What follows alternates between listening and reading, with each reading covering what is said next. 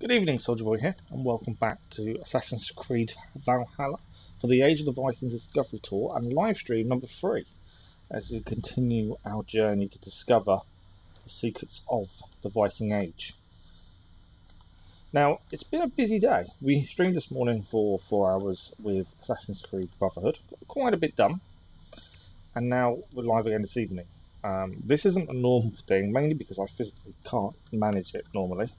I'm pushing myself more than I have done for a while, mainly because there's so much I want to do, and if I don't push myself, we're not going to get it done. So here we are. This morning's live stream was amazing, so thank you all very much for joining us for that. I can't see chat at the second, but I will in a second, so bear with me while I quickly finish the YouTube side and I'll have a chat. Today we're going to start chapter 4. We managed to finish chapter 2 and 3 yesterday. Yes, 2 and 3. We finished off the monk story and we finished off Thorstein's second story. That's what we did yesterday. While I try and remember. So, good evening, Keller. How are you? Good evening, Kathy. How are you? Thanks for the likes. Much appreciated. So yeah, we're going to start chapter 4. A quick update on things. So this morning's live stream was fantastic. I did struggle a little bit this afternoon, but I'm okay. Better than I have been for a while in terms of being able to manage the pain, so that's definitely something.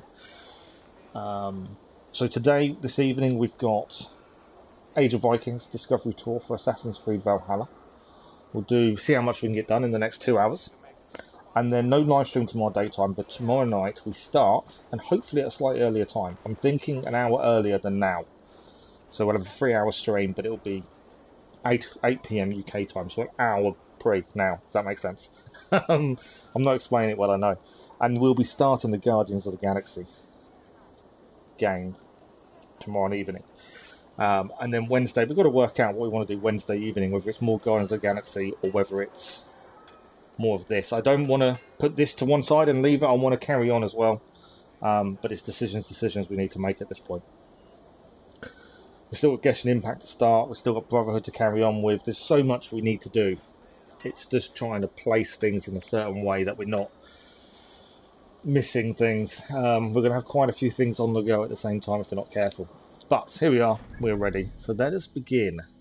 So, we've finished chapter 3, we've done everything there is, discovery sites and behind the scenes.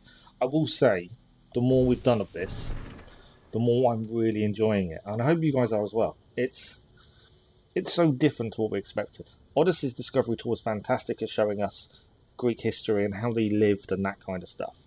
The Origins Discovery Tour was very good at showing you the Egyptian history and their gods and how they lived. This is so interactive, I don't know, there's something about it that just makes it a lot better than them.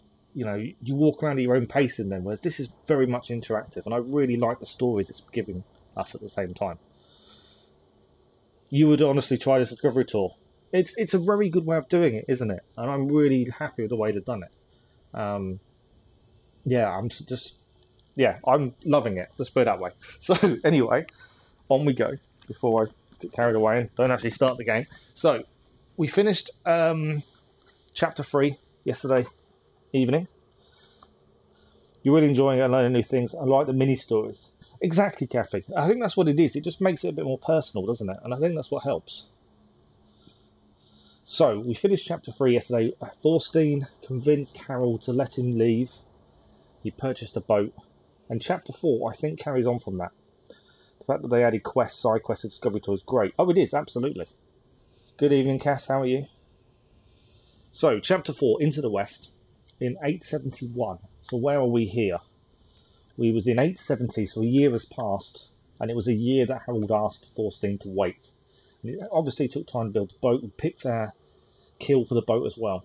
So in a race against time and the elements, Thorstein and Gunhilda must gather the final people and provisions, and a new navigator, for the journey across the sea, or risk losing everything for a dream that will never come to pass.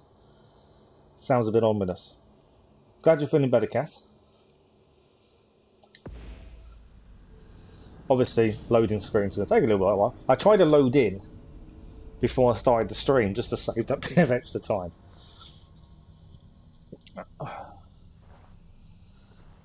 I'll hold off on the philosophical stuff for a bit, just for a bit, eh? It's only a 2-hour stream, remember? But yeah, tomorrow evening we're going to start an hour earlier for the Guardians of the Galaxy. I've got that agreed. And yeah, it's been an interesting week. I'm glad I've gone back to evening streams. I'm glad I'm pushing myself. Obviously, I've got to be careful. But hopefully we'll carry the evening streams on. That's the big thing. I know the loading screens are long. It's getting worse with every update as well. I do know the PS5 is quicker. Okay, Chapter 4, Into the West. Thorstein and Gunhilda's journeys ground to a halt as the proposed Navigator abandoned them for another fleet. If they are to reach England before the winter storms arrive, they will need to find a Navigator and replacement crew. So we're a year on, 871. This is Alvaldnes in Norway. And we'll see what we need to do here. I can't take you with us, Sigmund. I'm not risking the lives of my men and wife to these sunstones. You're making a mistake. With Frodi gone, I'm the best navigator you'll find this time of year, and you know it. That's You Ivor. already deceived us once with your tales of magic perils. That guy's voice is I'm not Ivor. letting you steer us into rocks again. Without Frode to guide you, you're as good as blind. So you'd rather trust whales and winds than your own Fialach? Bjorn was right about you. Try sailing across the sea in this weather. You won't get past the shore. Not without a skilled sailor.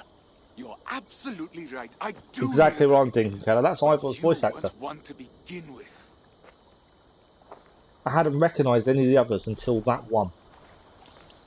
We have a new learning entry. Yeah, Mal Ivor. That's the Mal Ivor's voice actor who's playing a different character in this. Which, I don't know. I don't know if I'm happy about that or not. I've not recognised a single voice until now. I'm not sure if that's a good thing or a bad thing. Okay, the Navigator. Anyone could learn to sail, but every Norse crew had one member who was especially skilled. This person, the Navigator, would coordinate the entire expedition and ensure the ship's safe passage between harbours. So the Old Norse term for the Navigator was Leiðsögumaður. He was the guide, that is a man, Marder, gifted with great knowledge of the route. Leiðsaga. The Leiðsögumaður knew which path, Leo, was the fastest or least risky. Othere of Heilugalund, a Norse seafarer, is a prominent example of a navigator. He recounted many of his trips to King Alfred of Wessex, circa 890 CE, providing the Christian world with a more comprehensive knowledge of the North and its people.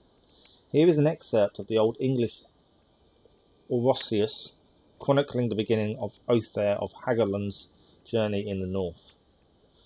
So a Norse seafarer actually went and sat with King Alfred of Wessex in this time period when they were not the best of friends, these people, and actually told him of things that were happening up north. That's a bit weird. I wonder if female Ivor was a role too in this. You never know. It does seem strange, doesn't it? Different character, same voice. It just seems weird. I know that, I know they're going to recycle voice actors. Obviously, it cuts down on the expense. It just, because I hadn't seen anyone else in 3 other chapters with a voice I recognised, I wasn't expecting it. And Ivor being a prominent character in the game seems an odd choice to use. Barnabas in Assassin's Creed Odyssey was Cesare's voice actor. Really? I hadn't noticed. Very de Paz's father, Francesco, was also Cesare's voice actor. I didn't even realise, to be fair. I didn't notice. I didn't pick up on that at the time. But that's quite interesting. So a navigator actually sat down with Alfred, King of Wessex, and told him things that were going on, which I'm surprised by. Barnabas was Cesare. Yeah, that's weird. Right. I don't know where we're sailing, to be fair. We've got a sail. I don't think there's any discovery tours here. There's no discovery sites. I don't think. It's just telling me to get into the boat, so there's nothing here to look at. It's just a case of getting in the boat. I was expecting something else, but take command of a boat, see what we're going to go to. Just imagine Cesare saying, "Ah, the eagle bearer." How did you find me? I've just missed the learning thing. I don't know what it was. Did anyone see what it was? I just missed it looking at chat. Learnings. The sea, a spiritual being. I think it's that one, isn't it?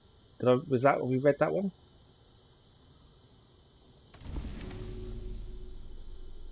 Let's see. No, we haven't read this one. This is a new one.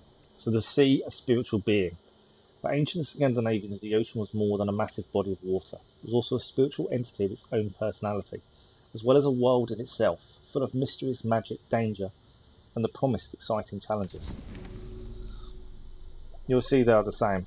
I'll keep an eye out for it now. You'll never look at Barnabas the same now. No, I haven't clicked at all. So the Scandinavians called the sea by many names. These titles included Algir and Sea, which eventually became the modern word sea. The ocean was the source of life. However, her ever-changing mood would sometimes make her violent. Mercilessly would deliver death to unwise seafarers. It was believed that labyrinths or stone mazes like this one could trap wicked souls that might sway the sea to cruelty and violence. A fisherman soon head out to sea would walk this path, possibly to encourage harmful spirits to follow him and become trapped in the maze. He would then be able to fish in peace. So they believed if they walked around the stone maze, the evil spirits of the sea would follow them and get trapped in the maze, and they could go out and fish, and they'd have good weather. You say eagle bear in a Greek language, Greek accent, and he's not laugh. There's a weird one, someone says, so you're the eagle bear, I thought you'd be taller. Right, where are we heading? Do we know?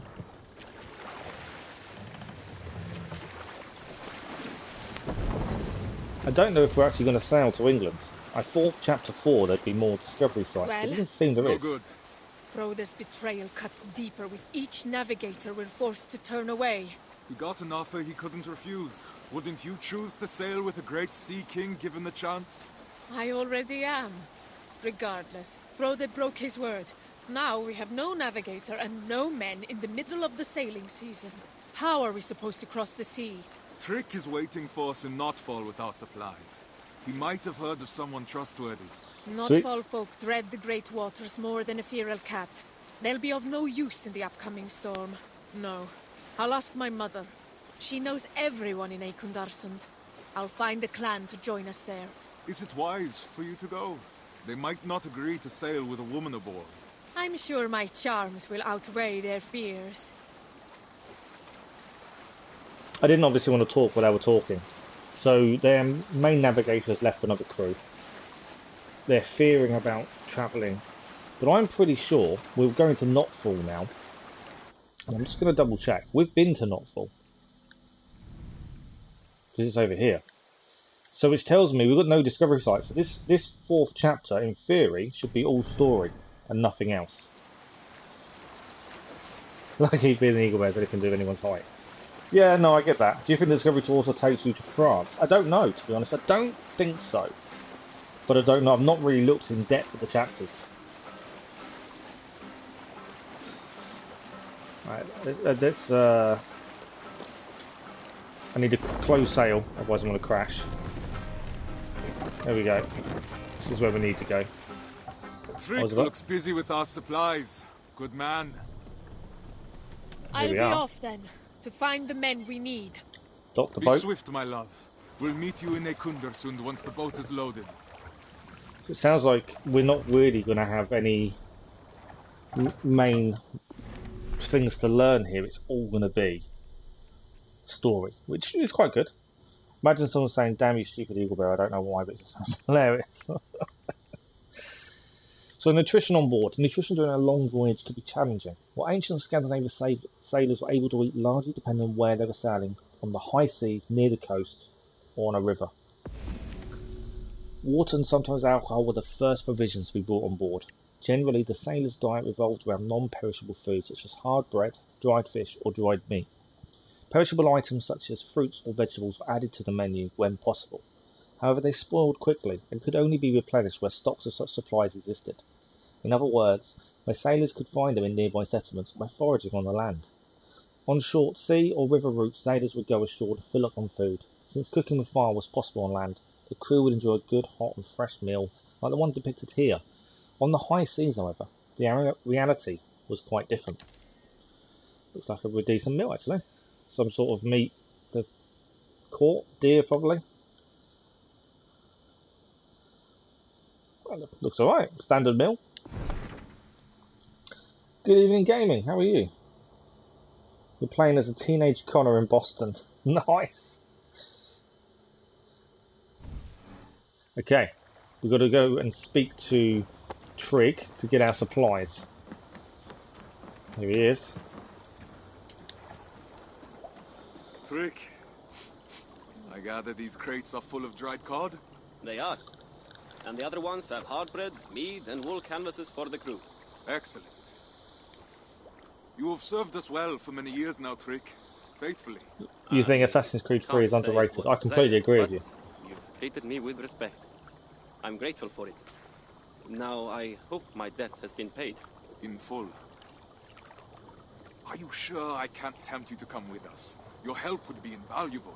Shackles here versus shackles across the sea? Tough choice to make. Oh, you misunderstand me. I free you, here and now.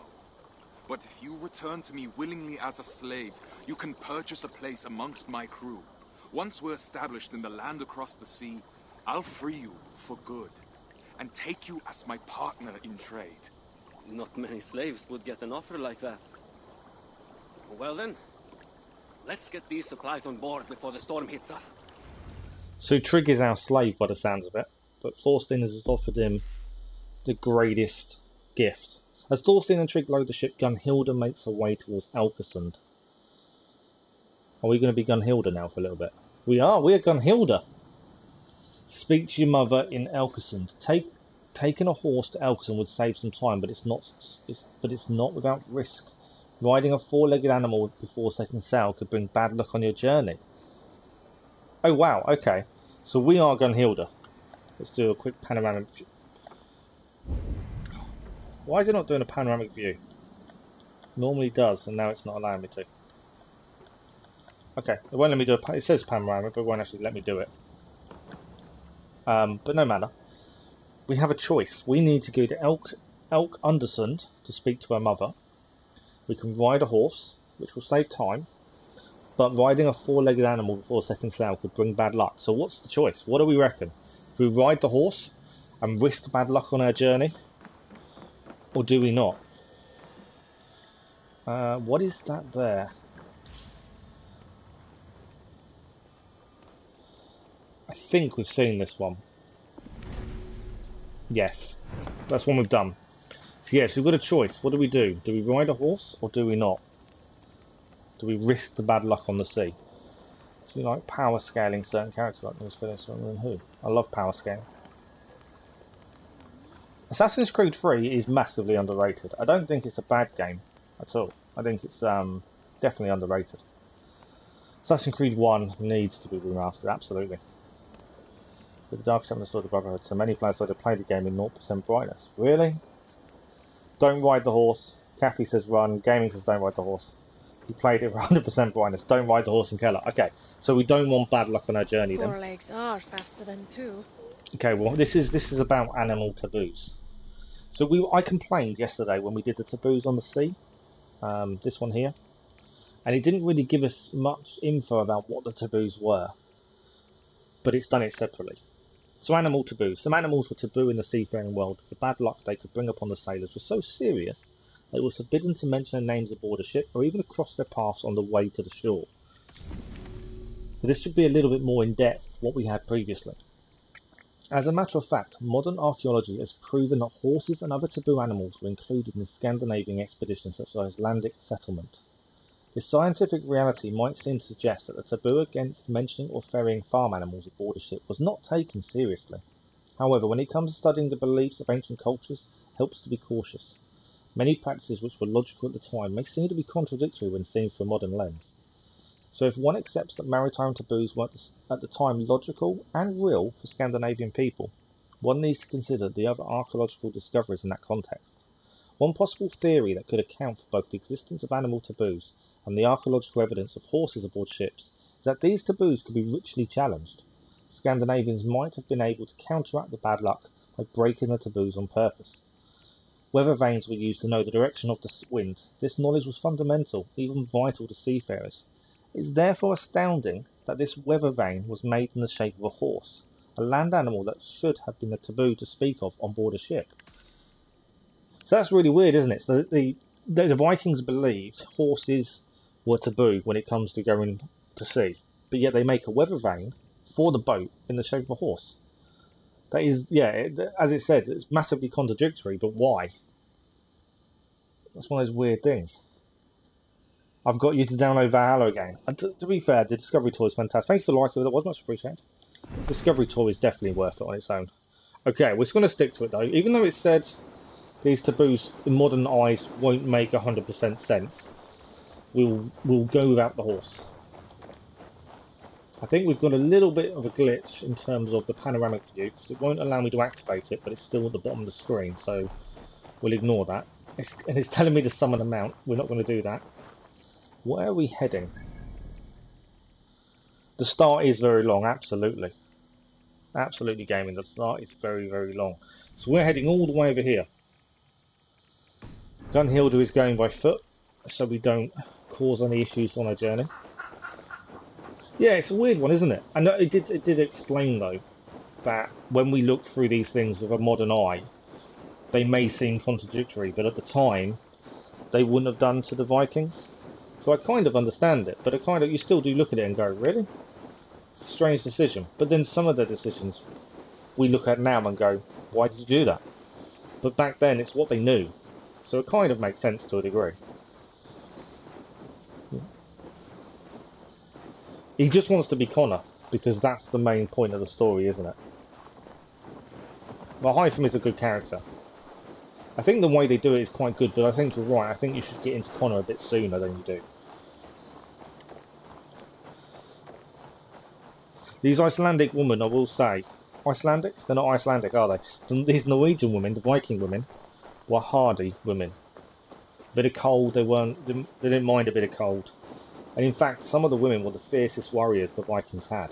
I think they were known as shield maidens at one point. And they were more fearsome in battle than the men were.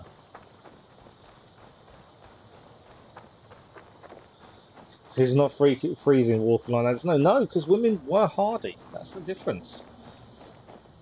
But we can't ride a horse in case something bad happens. Mother will be happy to see me. Hytham was the actual protagonist of Assassin's Creed. They changed their mind last second why Connor's story and character was so rushed and poorly written. I think he was well written. I think you see the growth in the character enormously. And you see him from a little boy, scared little boy, to a teenager who takes everything for granted and is very, very naive, to a young man who's still slightly naive but slowly learning.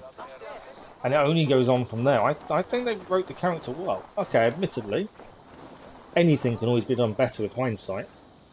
But I think it's a well-written character. I think it works well. I seem to have been visited by Goddess Freya herself. Right, Come, embrace your mother. This is our mother, Gunhilda's mother. Mother, it's been a while. Far too long. The sheep miss you, Gunhilda. They can't bear the thought of losing you to the land across the sea. They might not have to. Whatever is troubling you, my love, we will remedy it. We need more men. The clan we recruited has decided to remain on land. We're left with no navigator nor crew. Some clans have just returned from the sea. I've seen them camp nearby. I can take you to them, but you'll have to be persuasive. Do you doubt my abilities, Mother? To be honest, I don't doubt her abilities either. Dare. You've always had wits sharper than Gungnir. I can only hope that just like Odin's spear, you will return to me. You know we must go where our opportunities lie. This land is overcrowded. We want our own fields, to harvest our own crops. All right. I won't push any further. Your And this father will be heartbroken. This was the thing And that you was won't be. explained. My heart I'll let him broke the finish day talking you first. left our home. So this was the thing that was explained. The Vikings didn't go and sack and pillage other countries because they wanted to. It wasn't fun. They did it because We've they were arrived. running out of space. Go on, love. Thank you, Mother. But I'd never thought of that before. Ah, that was a learning opportunity, but I missed it. Didn't give me a chance to press it. You love the contrast between him and Connor. I think the contrast is really good. Free men of Eikundarsund, heed my call. We are looking for those brave enough to defy the whale road with us. Will you come with us? It's bad luck to sail with a woman. I won't sail with you. Good. We'd have no use for So your they lack have of judgment. they on have this board. taboo, don't they, about women on board ships? Mundi, join us. My men and I have just returned from years of Vikingur with Guthrum's warband. It's time for us to tend to our crops and see our children grow. When do you leave? Today, Have you sailed before? my husband sailed with Harald Jarl himself. He sailed enough for both of us. Boastful spirits. Your word alone isn't enough. So he's not doing very good at How convincing can I these people to convince join you him. to accompany us? Well, why are you leaving our northern land? Okay, it's too cold for the crops to grow. There's not enough land. See, my thinking is the truth is there's not enough land, because there isn't. They do still manage to grow crops even though the cold weather's there. So I'll go for that's not enough land. Hopefully it's correct. My husband is a second son. If we were to stay, our farm will pass to his eldest brother, and we'll be left with nothing. I understand that all too well. My men and I have found this temporary campsite, but we've got nowhere to go. Then come with us. It does sound tempting. Always tempted. Would you have enough supplies for all my men? We have fresh meat and water, or we have mead and dried fish and wool. I don't want to lie to them. We don't have fresh meat and water. We have mead and dried fish and wool, which I think is plenty. My husband is loading the meat and the dried fish aboard our ship as we speak. We'll have plenty for everyone. How will we be sleeping? We'll Oh, protect the ourselves questions, with the wool questions. canvases. That should be enough. How will you find your way across the sea? This is the issue. We'll use sunstones, or we'll observe the elements around us. I don't know what the answer is to this. I really honestly don't. Because we turned down a navigator previously because he wanted to use sunstones. I want to say we'll observe the elements around us. Mainly because we turned down the previous navigator who said to use sunstones. This may be the complete wrong answer. Hyphen was the good guy. Yeah, he definitely seemed like the good guy in the story. George Washington killed Connor's mother. He wanted to kill Charles V. You feel like the good guys, and Hyphen looks like the bad guy. You do, don't you, gaming? When you play as Connor, you feel like you're the good guy and Hyphen's bad, but when you're Hyphen, you feel like you're good. It's really weird how that kind of crosses over. Connor was adamant he needed to kill Charles Lee because he blamed Charles Lee for killing his mother. That's why all he could do was think about finding her. Connor was basically Deimos in the 17th century. Yeah, I can see that. Right, let's see if we're correct. We'll observe the signs Midgard has given us. The birds, the currents, the stars. The spirits will show us the way. We need someone to interpret it. You're right. I can help you around these shores, but in the midst of the wave world, we'll need an expert. We? Have you decided to come? I have. You speak true and my men are ready to settle. Telling the truth seems to have worked. Honored. Gather your men and your things. I'll take you to our ship. I always try and tell the truth. In all games we play, whenever we've got to make a decision, I do always try and tell the truth, because I think that's the best answer. We could have lied. We could have lied about fresh meat on the ship, and we didn't. And we've gained this crew by being truthful. I like that. Yeah, the contrast is what makes Assassin's Creed 3 good. Thanks for the like, there wasn't much appreciated. You excel once again. There's little to stand in your way when you aim for the sky. Gunhilda did very well there. She's got us a Stigur's brand new plan will crew. accompany us. But we remain short a navigator. I thought of someone while loading the ship. I'm not a fan of GTA games, to be fair. I've played them, I'm Must just not a reach fan. Helloya first, and fast. The storm is imminent. I know where I've Helloya got a is. feeling this chapter is very, very Lead the short. way. Just the way this is seeming, I think it might be quite a short chapter. Right, take command of the ship. There's a couple of... We missed a mystery earlier, and I don't know which one it was. Mystery of the Shore is this one. I'm pretty sure we missed another one, and I don't know where it was. That's Religion and Magic. It was as we got to try and convince people to come with us, and it didn't give us a choice. Mystery of the Shore is that one. Parchment, Navigator, Hull and Mast, Telling Time. We've done all that. Yeah, there's nothing I can see that's here that we haven't done. So I think, yeah, I don't know what's one we missed. But we'll do this one as it's just come up anyway. But it's all about contrast. Yeah, I get it. You didn't like GTA 5, Keller? I wasn't a fan, to be fair. Yeah, I'm just not a fan of it, to be honest.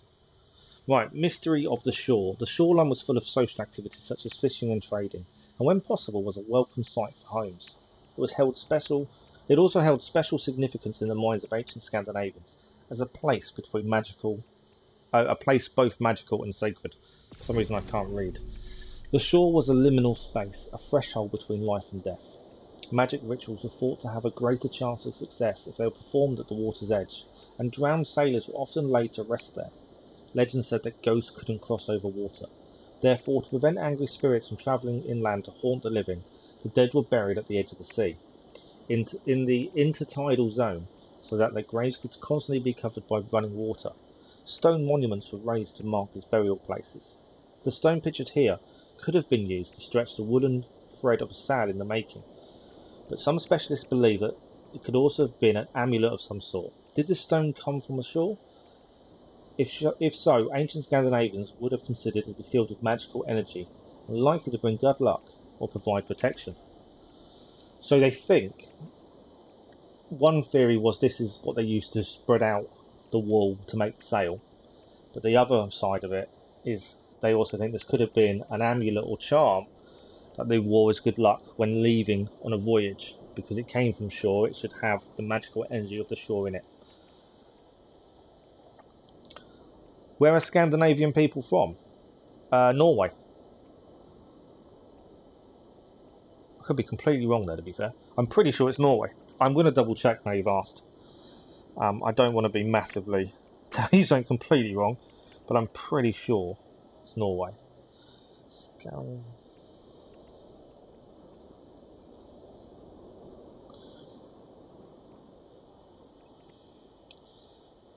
So Scandinavia is a sub-region in Northern Europe with strong historical, cultural and linguistic ties. Okay, so Scandinavia. Scandinavians and Norse people are generally the same. We actually learned about this quite early on in the Discovery Tour. They're grouped together as the Norse because they're from Norway. But Scandinavia is all the places put together. So Scandinavia includes Denmark, Norway, Sweden. Also can include the Åland Islands, Faroe Islands, Finland, Iceland. And there are some Nordic territories that are part of this, Nordic territories, but not part of Scandinavia, like Greenland and stuff like that. So Scandinavia is generally used to refer to Denmark, Norway and Sweden, and sometimes to the Scandinavian Peninsula, which includes Åland Islands, the Faroe Islands, Finland and Iceland. So generally, to Nordic countries,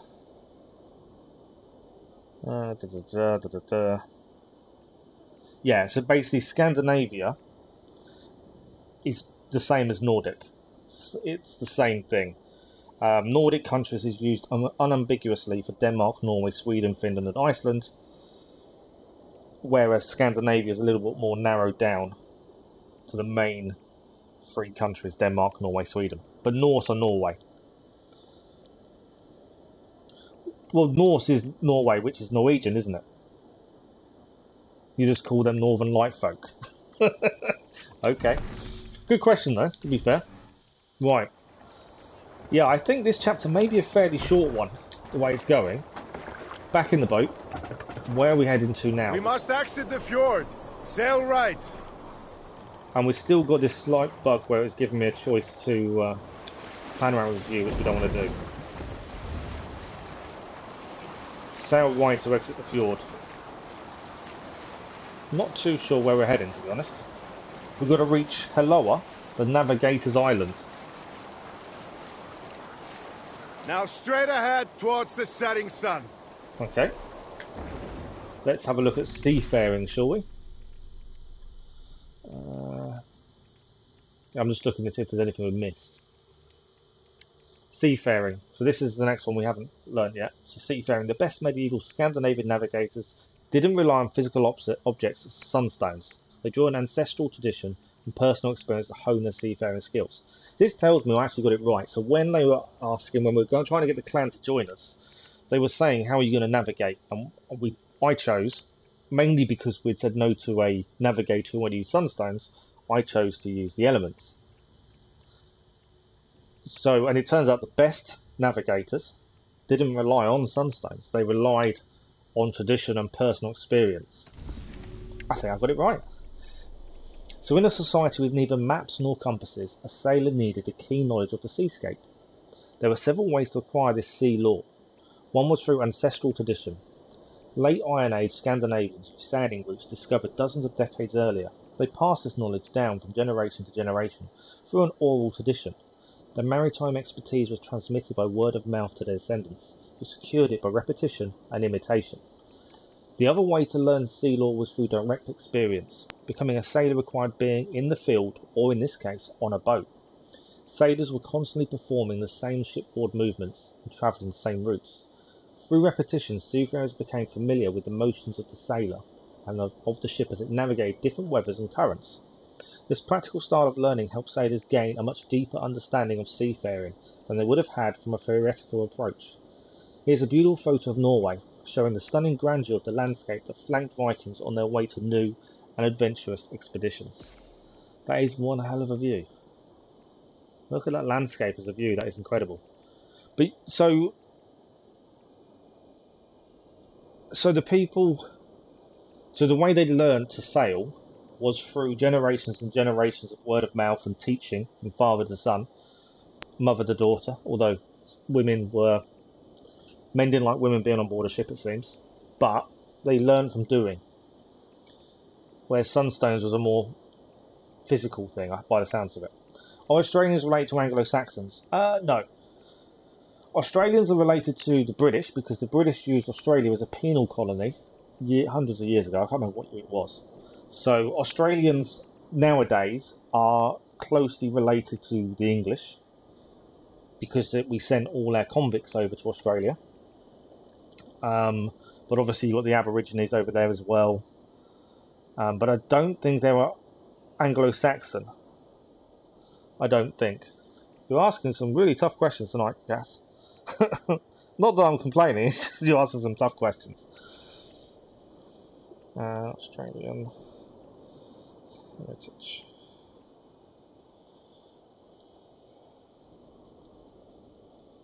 No, that's the wrong way. I'm going to try and answer your question before we carry on.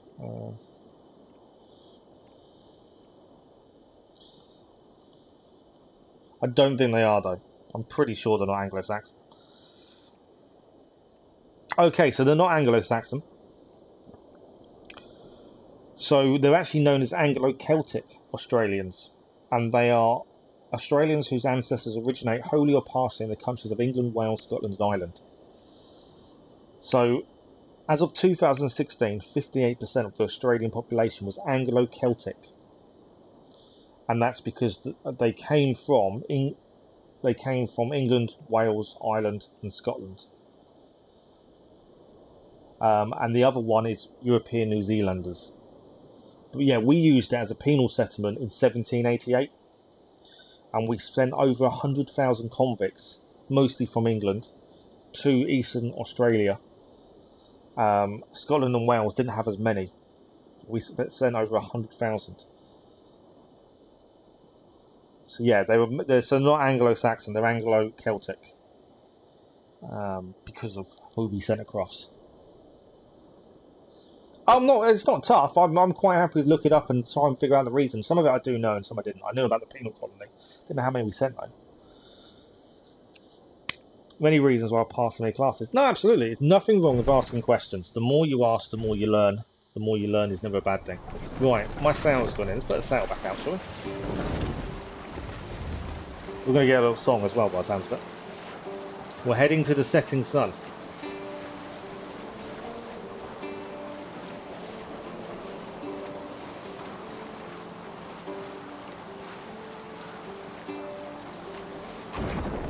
That wasn't what I wanted to do. I actually wanted to see...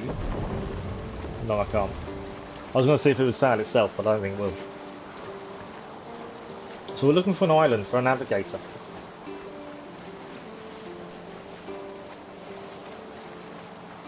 Now, get closer to the shore, but make sure to keep the rocks on your left and the land on your right. We don't want to damage the hull. Okay, land on the right, rocks on the left. I think we're okay.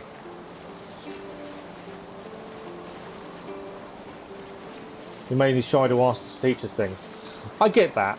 I think that's something you gain as you get older, though. To be honest, when you're at school, you don't want to ask questions because you don't want other people to think, you know, you're asking too many questions or you're nerdy or anything like that. And I get that. As you get older, you don't really worry about them kind of things. That confidence Embrace is there the because of shore it. until you see a tower of ice. I think we're heading here. I recognise this part. Is this where we start the game as Ivor? There's a couple of graphical glitches on the edge. You can see over to the right. You'll see we've got a few issues over there, I think. Graphically. This looks like where we were with Ivor when we first started. But beware, we're in shallow waters now. Right, let's close the sail. I'm not sure where, in fact, we're actually going here.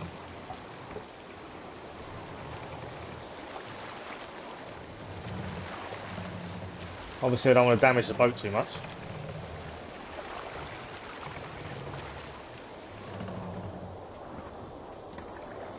Okay, where...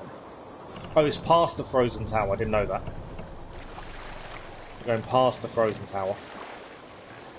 Well done. Now we're going to pass a small island filled with sea lions. Small island past the sea lions, okay. This is definitely an interesting voyage by far.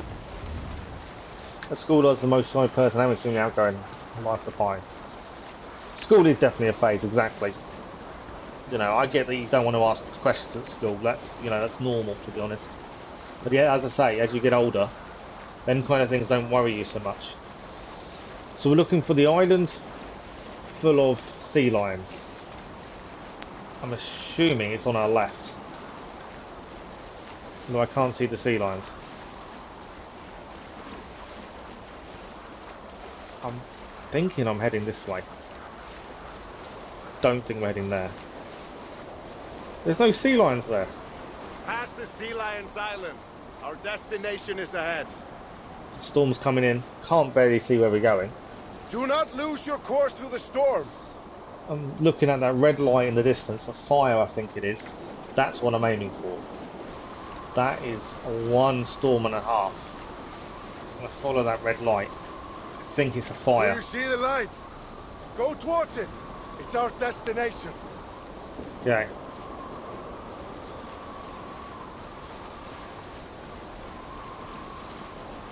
Right, I'm going to put the sail down. We're nearly there. It was a fire. Ah, that's a good guess. And this is our destination. This is where our navigator is meant to be.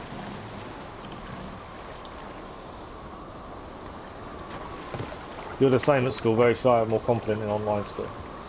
We've arrived! You're more confident in online school because there's a disconnect, isn't there? So this is Haloya. We're here to speak to the navigator, who is meant to be here somewhere. That is one storm coming in. Okay, let's go and speak to this guy. Where's the door? Door is over here. There we go. I still haven't decided what my favourite is. I'm going to hold off deciding. Brother, I've come to... Brother, When have we ever been brothers? Is that the guy that was We exiled? were in the same Filak, Bjorn.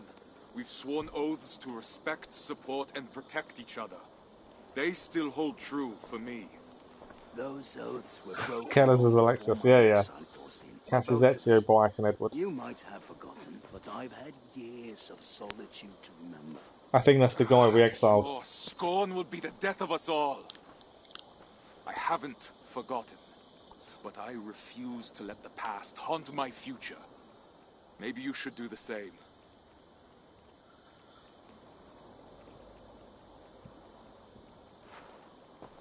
We need you, Bjorn.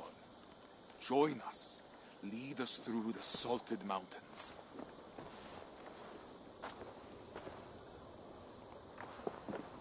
Is this a trick? Why come to me? Can't you trust that not everyone is deceitful? No other sea rider tames the waves like you do. I like the fact that Thorstein isn't holding a grudge. He's seeing it as someone who can help him. Take me to your ship then, and we'll leave this wretched place. Yeah, for it, what are you trying to do to made us? a true sea king of yourself. It wasn't always pleasant, but I haven't been idle. It must be nice to have Harald's support. Mostly Gunhild. Yeah, he doesn't hold a grudge. Gunhilda, you haven't changed. That's enough from you. Leave us. As merciless as the Northern Sea. She's not happy about this I decision. know what you're going to say. Yet it didn't stop you from making such a foolish decision. You would have never agreed. And with good reason. I've heard of How are you Sekiro so die quick twice. to forget? I'm not. I don't trust him. Neither I've do heard I. of it. I think I did an article on it. It was in my article of hardest games I did. With And Signus after Labs. I think that was After in there. that, we'll part ways. The Isle of Britannia has plenty of land to spare. May the gods hear you. So I think the big thing with that is Thorstein saw the bigger picture. He knew they needed a navigator. He found a way to use one, find one that was needed. Whereas Gunhilda still bears that grudge. That's the way it comes across. So conditions on board. Cramped quarters on board a longship were a real issue for crew members. They would be forced to occupy severely limited space, sometimes for several weeks at a time. Something as simple as sleeping could become a logistical nightmare. That's the thing we kind of don't think about. So for them to leave Norway and come to Britain, how long was that voyage? It's got to be weeks and weeks on a tiny longship.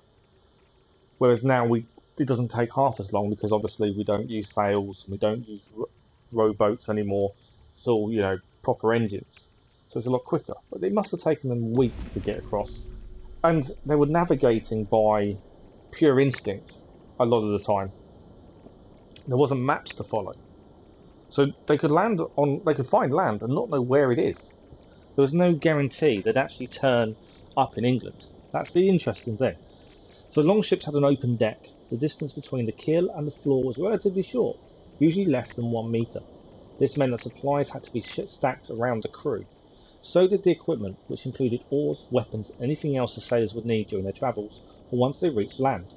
All of these items left the crew very little room to move around, as can be seen in this photograph. Sleeping conditions depending on the type of travel undertaken. During short voyages or river journeys, the crew would pull the boat ashore and sleep on land. For long-distance ocean crossings, crew members would be forced to sleep on their bench or on the floor. A canvas could be stretched over the crew, forming a tent that could protect them as well as possible from the weather, while providing them with a roof under which to rest. Yeah, there isn't a massive amount of room. And if you think about how much armour they wore, weaponry, food, you go into a new land, you take tools and stuff with you as well. And you could be in that cramped space for weeks on end. That is amazing.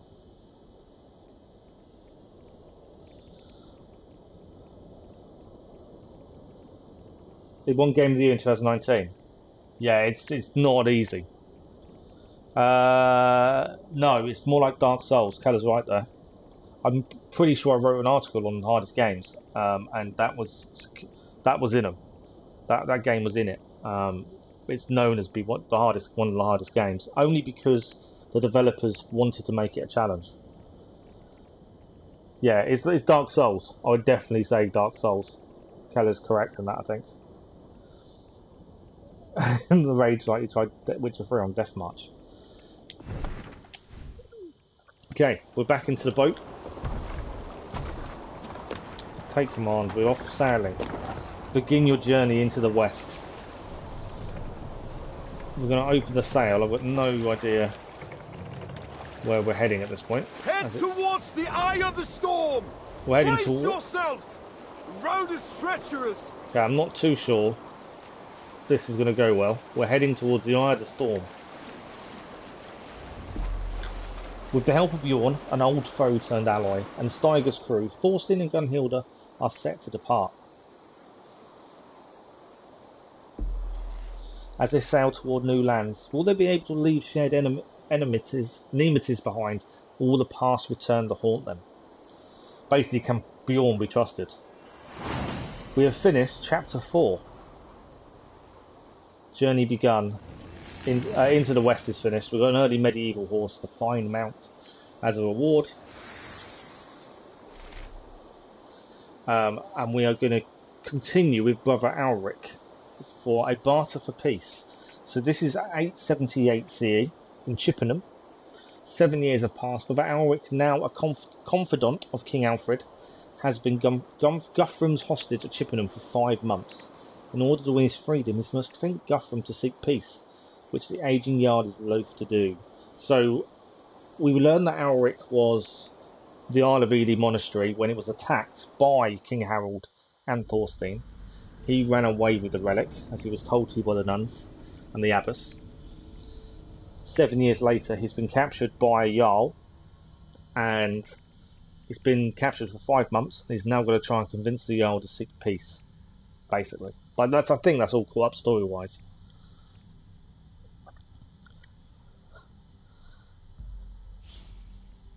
Dark Souls isn't as difficult as people think, as long as you play it strategically. Does either do a cameo? I don't know, to be honest. Besides the voice cameo, which was really weird. But yeah, I don't know. I haven't looked too much into it, so we go in a bit blind. Is kind of my plan. So I don't know. But we're back with Brother Alric. This is the monk. He was a very scared monk when we first played as him. His first day in the Ely monastery. Today, 7 years on from that moment, hopefully he's grown up a bit.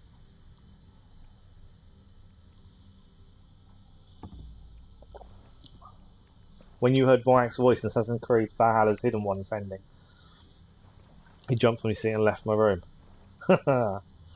Nice. Valhalla's Hidden Ones ending? Hang on. You don't mean Valhalla, do you? Or do you? Valhalla didn't have a hidden one.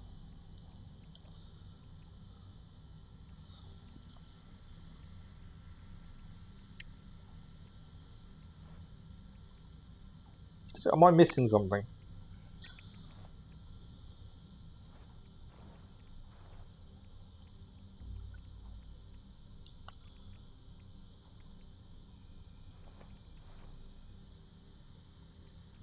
We haven't got the bureaus.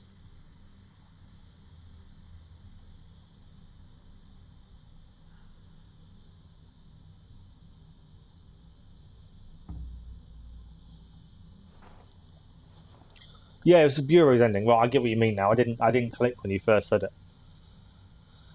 The Bayek letter. Yeah, no, I do understand now. I know we don't really get much from Altair, do we? Bar his armour in the early games, you don't really see much. Well, there's nothing really talked about of him, which I think is a shame. I think there needs to be more, like you say, Easter eggs towards Altair would be quite cool. It's going to be interesting to see how this Infinity goes. I know they're still talking about it. It's not going to be out for a couple of years, and there could be another game before that. I have heard rumours there's a new DLC coming for Valhalla as well, but I'm not too sure of any correct information. I don't want to talk about it that much, because I haven't heard anything completely correct. So I don't really want to talk about it and give any false information. So Altair wasn't mentioned, no. I don't remember him being mentioned at all. Shay was completely ignored, yeah. Arno, Jacob. Quite a lot of them were, to be honest. It's weird. But then it could be because of where they are. You've got to think. So depending where the people are, depends whether they'll be mentioned. So Altair was in Jerusalem. So Middle East. So miles away from Anglo-Saxon Britain. Nothing to do with Norway and the Norse people. So there wouldn't be lots of hearing about him. Obviously back then there was an email and stuff like that, so they didn't talk normally. Yeah, there was something about Cassandra, wasn't there, in the new DLC? I don't know anything about it, so I don't really want to, you know, spread false rumours or anything. So I don't know enough to really confidently say anything, to be fair. Ezio, Edward and Bayek were the best Assassin's Creed characters. So this is chapter 5. A barter for peace. Brother Alric has been Guthrum's hostage for many months while the tide of battle has turned in Alfred's favour.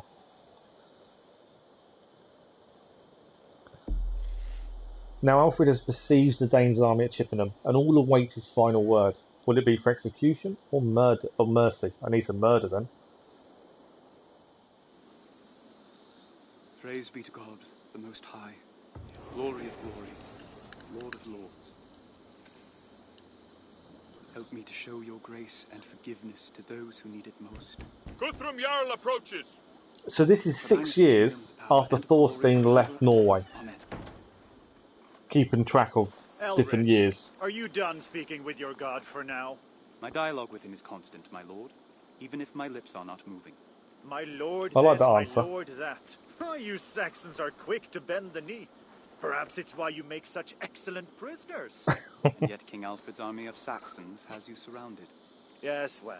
He's definitely got some I had confidence in him expected compared to when we send first for met you, him. but 5 months and more he has left you here with no word. Perhaps you are not as precious to him as you led me to believe. For what man knows the things of a man except the spirit which is in him? Or perhaps he finds your habit of quoting dead men as insufferable as I do. I doubt that very much, my lord. Come, walk with me. It must be almost time for you to pray again. He's definitely growing in confidence. He seems to have a sense of humour now, whereas before he was quite scared. I'll speak plainly. I've kept my men from pillaging Chippenham so that Alfred will have no quarrel with me should he retake his home. I see. Okay, we have got a learning thing, Sharp. It's military leadership, so we'll have a look at this, as this is a brand new one to us.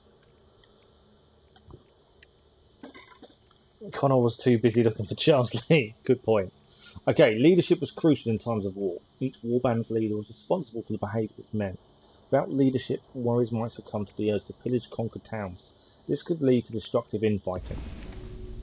Anglo-Saxon armies were not led by a single general. Each warband had more than one leader, and at least one of them would take a position behind their army to supervise the battle.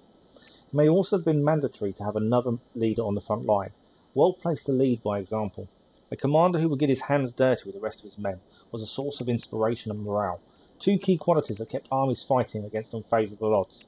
This artefact, known as the Sutton Who Helmet, some scholars believe it belonged to King Raedwald of East Anglia, allegedly a strong military leader. So this is what they think was his helmet they wore into battle. That's quite cool. If that's gold, it seems a bit of an odd thing to have on a helmet, to be fair. But there we go. I like the fact that everything's covered, though. His back of his neck's covered from arrows.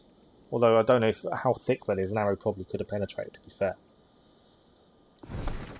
Before anyone says anything, shut up. We will not mention the fact that Cassandra's mentioned Valhalla. No, no.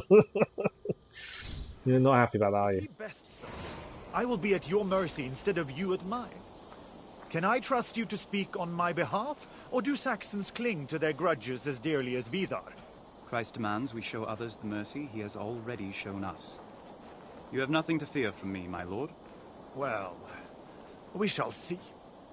So he wants us to tell King Alfred how well we've been treated, that he isn't to blame. For many years. That's what he wants us to do. How does he keep the loyalty of his men? After so many years of defeat, surely his soldiers would join another army. King Alfred's role has been ordained by God. To desert him would be to go against divine will. There are no contests of strength? No challenges to his rule? Why would there be? He alone is destined to lead us until God chooses otherwise. That's the big difference between the armies, isn't it? There may be something to this religion of yours after all. Yeah, that's the big difference between the Anglo-Saxon armies and the Scandinavian armies.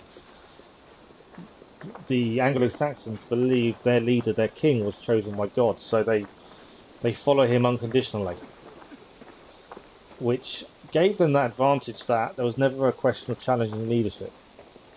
Whereas the Norse, there was constant infighting amongst the Norse for leadership of clans and things like that. Access denied. Yeah, they definitely destroyed the church. No. The relic. It's gone. That's not good. I want every Saxon in this place searched head to toe. Wait. Remember your place, Saxon. It's definitely growing in confidence. These people have confidence. been here since the siege began. They've no reason to steal, not now, and nowhere to flee if they did. He's got a point. You accuse my men? I accuse no one. Let me speak with those present. I will find the thieves. We've got to do some detective work by the looks of it. No. You will return to your cell immediately. I will discover who is responsible before Alfred hears of it and decides to retake Chippenham by force. Okay, well, you're not going to play detective, because we've been told not to. One of these people must have seen something.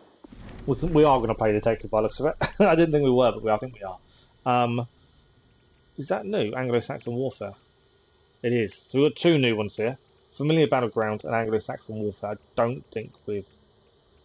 Yeah, we haven't looked at Anglo-Saxon Warfare, I don't believe. So we'll have a look at this one first. I have to wait 3 more years until I can do that. Okay, a familiar battleground. At the time of the Battle of Eddington, the so-called Great Heathen Army had been in England for over a decade. Vikings had invaded Wessex at least 3 times in that period. Alfred was fighting an enemy who knew their way around. By the time of Guthrum's incursion, Scandinavians were no longer strangers to the land of Anglo-Saxon England. Years of contact with the locals had given them knowledge far beyond what was gathered by the first raiders through coastal trading and scouting. What's more, the Scandinavians had settled in England, many of them now called the kingdom's home. The younger members of the community had grown up in conquered or pacified kingdoms. This meant that they were very familiar with the languages, customs, and religion of the territory. This map shows the principal routes taken by the Vikings during their raids on the Kingdom of Wessex. Each coloured zone represents a kingdom. Red is East Anglia, yellow is Mercia, green is Wessex, and then the number corresponds to a location. And then the arrow constitutes when they moved. So, Thetford is number 1 over here, and number 2 is Reading over here, and then you've got Cambridge is number 3, Wareham over here, then they moved on to Exeter, Gloucestershire, finally to Chippenham. And this happened over an 8-year period, looking at the time frame, so 870, 875, 876, 877, and 878. So for 8 years, they came in from the coast over here, the East Anglian coast, and got themselves to Chippenham. So we're going to have a quick look at Anglo-Saxon Warfare. I don't think we've done this one. I'll have to do hardcore shrooms. I might find caffeine interesting for once. Maybe I'll get myself drunk, so energy drinks. So Anglo-Saxons relied on warfare to seize and maintain control and lordship over the land. This kind of domination was called imperium in Latin, while modern historians use dominion.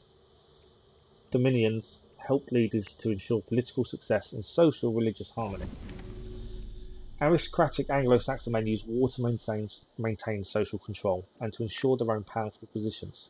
Whilst the nobles lived a warrior's way, those of a lesser or middle status, such as a Ciarl, had to wait until they were called to battle to earn prestige and honour. War bands were almost exclusively made up of teenagers and young men, 15 to 30 years old, whose will to prove themselves in combat resulted in fierce competition within the ranks. Their friendly rivalries with their brothers in arms were as vital to foraging combat skills as the battles in which they faced a common enemy. Regular warfare was also a good way to keep a war band together. Such groups depended on victories and the spoils that came with them for survival. A successful campaign meant wealth, but also honour, prestige, and renown contributed massively to social status, and were some of the major ways a man could distinguish himself from his peers. Offa's Dyke, a ditch of earth distinguishing Welsh territories and Mercian ones, is a good example of a king exercising his control or dominion. According to folklore, King Offa of Mercia ordered the construction of the dyke, a section of which can be seen in this image.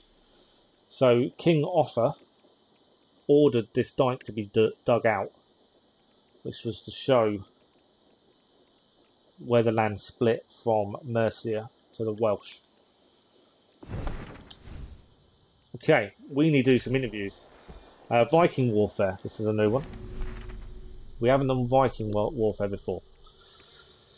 So medieval Scandinavian raiding parties and warbands were vicious in battle. Their prowess was less due to numbers or equipment than to cunning and tactics. They used carefully timed ruses and deception to distract and overwhelm their foes.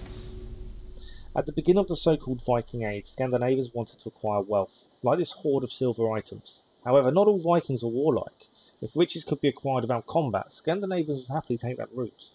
During the settlement period, the Vikings ensured that their warbands were able to move swiftly and easily. This gave them a distinct advantage over larger groups that require logistical support.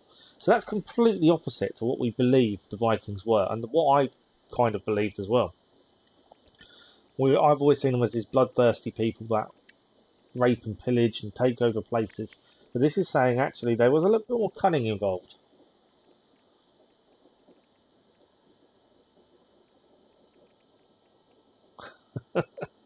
I'm just reading your chat about Cassandra and Odyssey.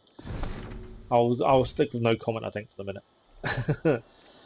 We've looked at Anglo-Saxon warfare. We've done that one. That's the one we just did. Done Viking warfare. Is any more going to pop up? There is a couple of gold items here to look at, and then we also got to try and figure out, did anyone see anything? So let's have a look at this one first. This is the church altar from Religion and Magic. Altars were church structures made of stone or wood upon which priests made offerings. They ranged in size, held precious relics, and were key to certain Christian rituals, including the Mass. In the 4th century, the relics of important saints began to be placed in church altars. As depicted in this illustration, any ritual performed at these altars would share in the holiness of the saints whose relics they housed. While some altars were fixed, others could be moved. The main altar in Anglo-Saxon churches could nearly always be found against the wall of the outermost section of the building. This meant that the priests performing rituals would be facing away from the crowd of worshippers. These actions would be hidden from their view, which might suggest that they were sacred, restricted, a private communion between him and God. So they're basically saying that priests did some of these things away from eyes, so it seemed more sacred. That's how you mean Deimos. Okay, so that's that one done. We're going to do the other one over here, the other discovery site, and then we'll start asking these people if they saw anything. So this is Christianization. There is a difference between conversion and Christianization. In conversion, one could recognize Christ as divine and keep one's heathen ways, but Christianization involved a change in worldview and daily ritual. Through Christianization, Scandinavians would have adopted the following practices: fasting on Fridays and during Lent, having the children baptized, avoiding marriage with cousins, donating to churches, swearing by relics or religious objects like this ivory plaque, and more. But unlike conversion, which can occur quickly, these behaviours are slowly integrated into the community. It is possible that the Christianization of the Vikings began prior to their arrival in Anglo-Saxon Britain. Many Vikings came from places where they would have encountered Christian ideas, and perhaps absorbed them. The Vikings' familiarity with Christianity might have smoothed their quick assimilation into the Anglo-Saxon population. So that's quite interesting, isn't it? We know that the Vikings had their own gods. We know they, believed in these gods more than anything else, and they relied on them. But yet, they could be converted to Christianity fairly quickly, depending on how it was done, because they had already seen some of these practices out in the world.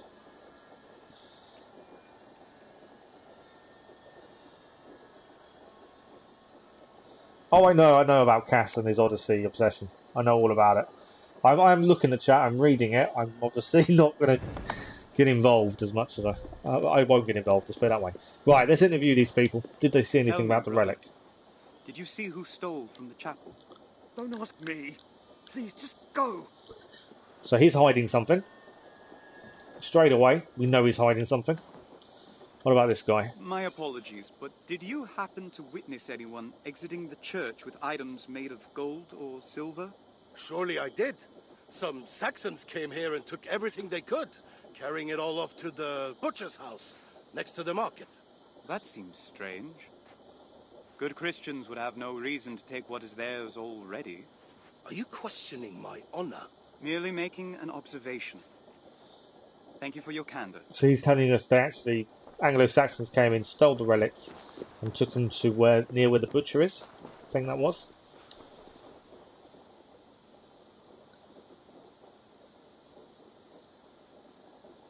Sister, did you see who took the relic and the rest? I was just seeing someone called Janada Cass. Now leave me alone. So two didn't want to talk to us, and one was quite happy to tell us what he saw.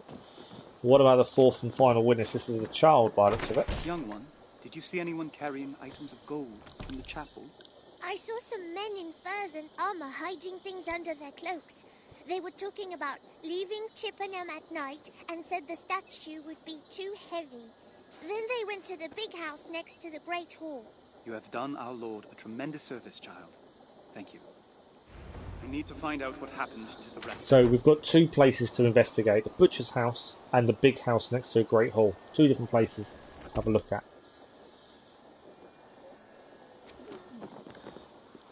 Oh, Alex is your real name. Okay. Right, we've got a couple of learning things here. One is one where it will talk for me. And we've also got, obviously, the butcher's house. So we'll do this one first. Just because we're next to it. And we'll have a look what the others are afterwards. So, colouring the world. The Dark Ages were only dark in name. As it turns out, early medieval times were full of colours. From paintings and clothing to flowers and vegetables. To break the prejudice against this time period, artists, modellers and texturers made sure to implement vivid colours where they could. But as always, it's a fine balance to find between gameplay needs and historical accuracy. In some cases, developers chose to stick with one colour, despite historians' complaints. You should never mess with a historian.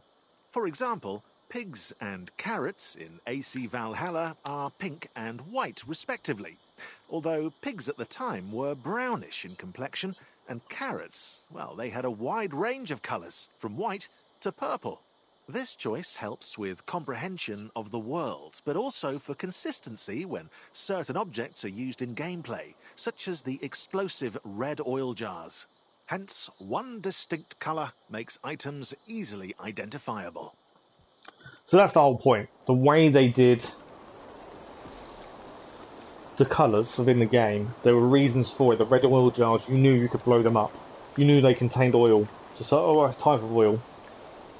Carrots, if you don't know, originally were purple. But because the powers that be decided people wouldn't want to eat purple carrots, they actually modified or bred the genetics out to make them a different colour, and now we have orange carrots.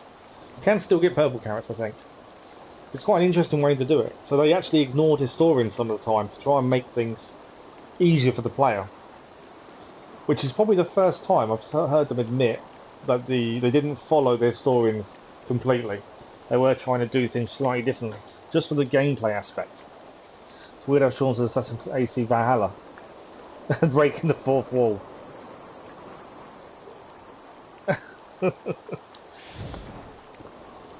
Okay, one behind the scenes done. So we're going to have a quick look at the map and just have a quick look where things are. So we've got a load of stuff over here and a couple down here. Oh, there's loads over here. Oh wow, okay. I'm assuming at some point we're heading to Winchester by the looks of things, because there's quite a few over there. We've obviously got some here.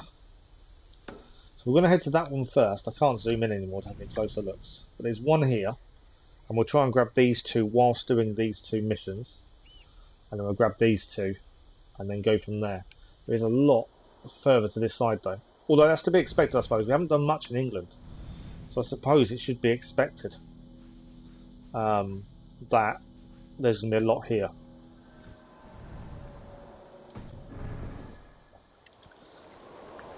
Did you know in Odyssey that character called Alex?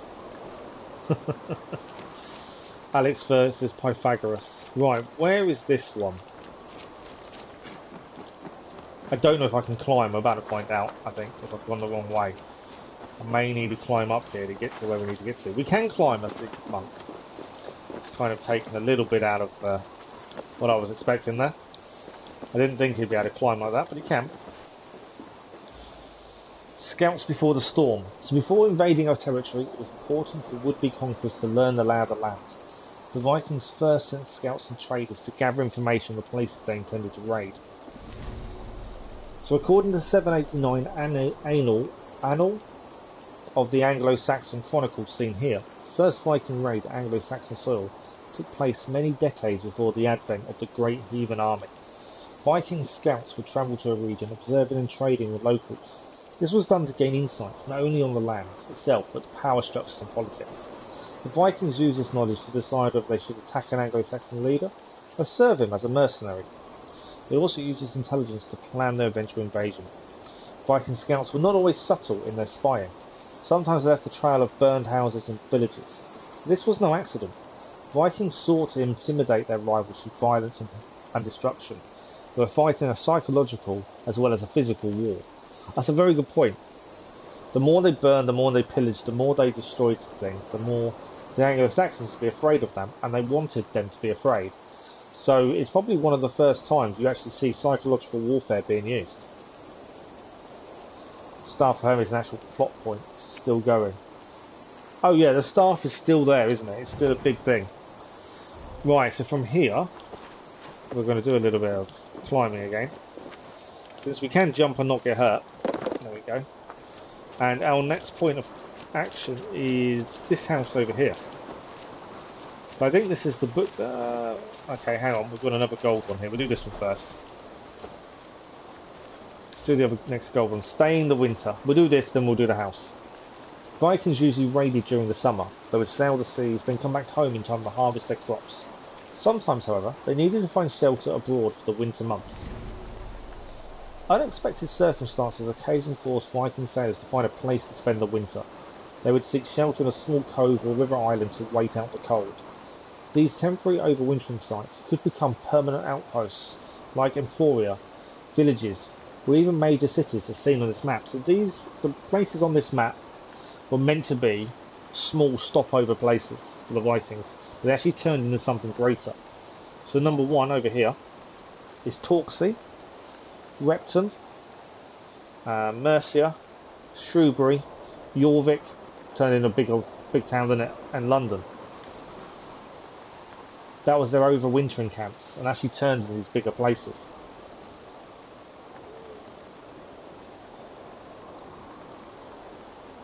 We don't know, to be fair. There's been no real information given on Infinity, so we don't really know.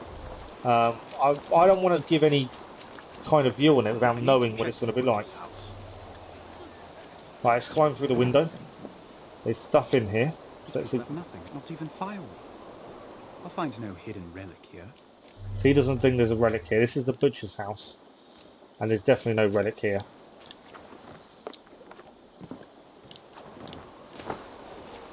Seeing a monk parkour through a window was not something I expected to see today. I'll give you that. Right, we're looking for the Great Hall. There's also another thing over here, and then we'll go in the Great Hall. Chippenham. The community of Chippenham in Wiltshire likely began as a Roman settlement. It was occupied by Anglo-Saxons in the 7th century and captured by Vikings in the 9th. According to the Welsh chronicler Asser, Chippenham was a royal centre, or villa, during Alfred's reign. Chippenham was seized by the Viking chieftain Guthrum's forces on January the 6th, 878. The date was chosen because it was a Christian holiday of Epiphany. The Vikings often attacked during Christian holidays, aiming to take their enemies by surprise. Alfred would eventually win back Chippenham from his Viking conquerors. His troops besieged the town for 12 days, until Guthrum agreed to surrender. This image from Assassin's Creed Valhalla shows a bird's eye view of Chippenham, seemingly peaceful despite the siege. So this is how the village was interpreted. And as always, the prominent figure in any kind of picture seems to have been the church or monastery, doesn't it? Norse J is a Y, Spanish J is a H. Yeah, the language is... The child said the thieves went to the big house next to the Great Hall. Okay, so I think we've got to get in through there. Because he focused up, so I think that's where we get in. There we go.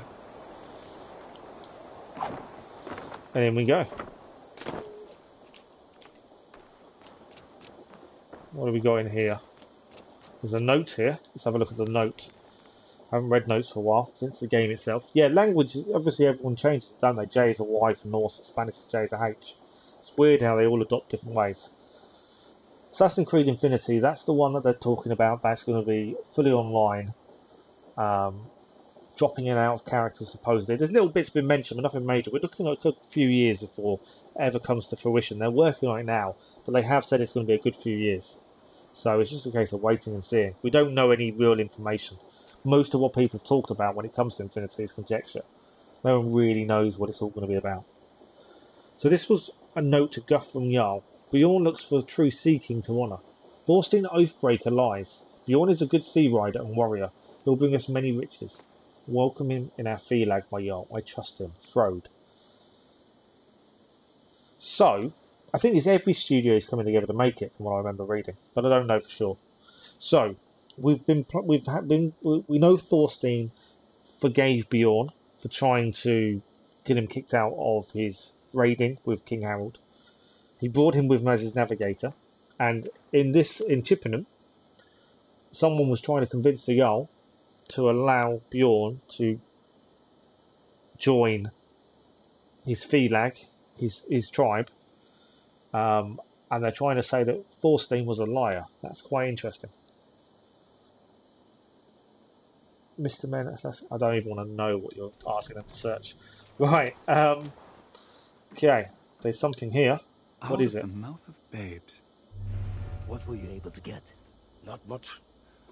They're guarding the food carefully now, but we should have enough for 2 or 3 days. We'll leave tonight then, before Alfred's war dogs arrive. Gather the gold into sacks, and let no one see you. It shall be as you say, Bjorn Jarl.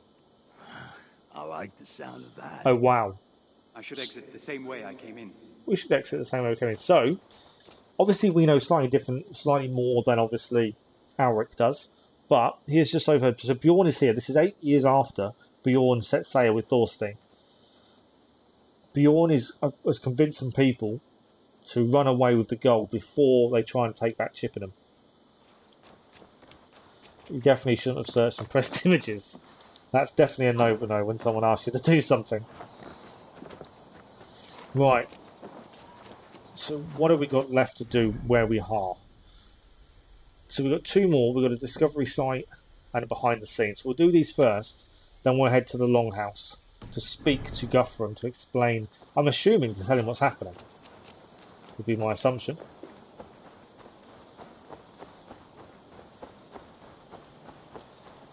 So this is the first one. Anglo-Saxon homes. Anglo-Saxon homes were built using different techniques but shared the same 3 materials. Timber, wood, wattle and daub. Wattle and daub we used a lot hundreds of years ago. And that's normally mud and dung, I believe, and hay. Something along them lines. Let's learn about it. So builders liked to use oak because it was solid and widely available. Wattling was a technique whereby small branches are braided together to form a solid wooden panel. Daub was a mixture of earth, clay and animal dung that was used to fill the gaps between the timber or to provide a solid surface for the panels. People's houses and living conditions varied according to their social status. The common people would live in wooden huts like this one. They would use the same space for cooking, eating, socialising and sleeping. A wealthier member of the community would likely have a bigger house. It might include a hall as its common area and the family would sleep in a separate building. So again, status meant your status was shown by the size of your house and where you slept.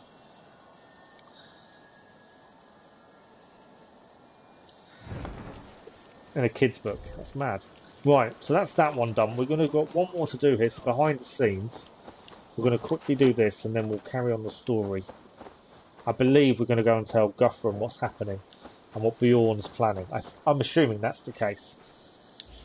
So this behind the scenes is all about how they landscaped England. If a tree is in the game and no one is around to see it, does it really exist? Okay, so these ones are normally really interesting. So, how did they create this landscape in England? To replicate England's diverse flora was no small feat. The developers wanted it to be accurate and help players navigate the map. First, the world design team created a season map. England was divided into 4 areas, each allocated a season. Each season had its own variety of vegetation, from grass to trees, and its own humidity layer, which helped determine the type of soil in each area, lush, dry, or wetland. With these in hand, the level artists and designers could implement the right type of flora in the world and create different landscapes using rocks and trees. Therefore, one region could have diverse but coherent scenery, engaging players in exploring the map meticulously. So that all makes sense. So they kind of split England into 4 different areas.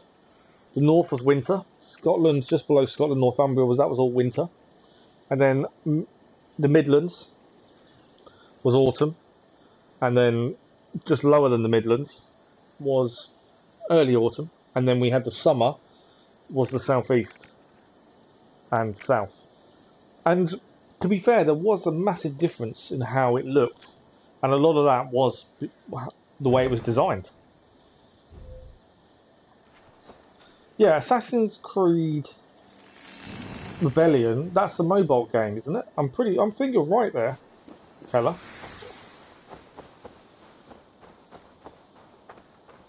Okay, so we need to go and speak to Guthrum, I believe, next. Will he believe us, though? That's the question, isn't it? We are his hostage, after all.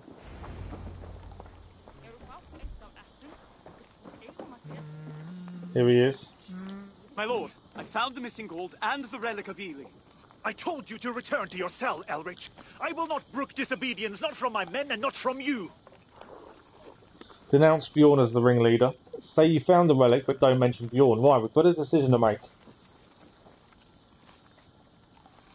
We need to decide whether we're going to tell him about Bjorn as the ringleader to these people, or we're just going to say we found the relic and don't mention Bjorn. We've got this choice to make. So I'll let you have a little think about this while I catch up. I wanted to ask, what are England's region called in real life now? Like Oxfordshire is Oxenford? No, it's not. Yeah, everyone can parkour in the Discovery Tour. Essex is still the same. So Oxenfordshire is Oxfordshire.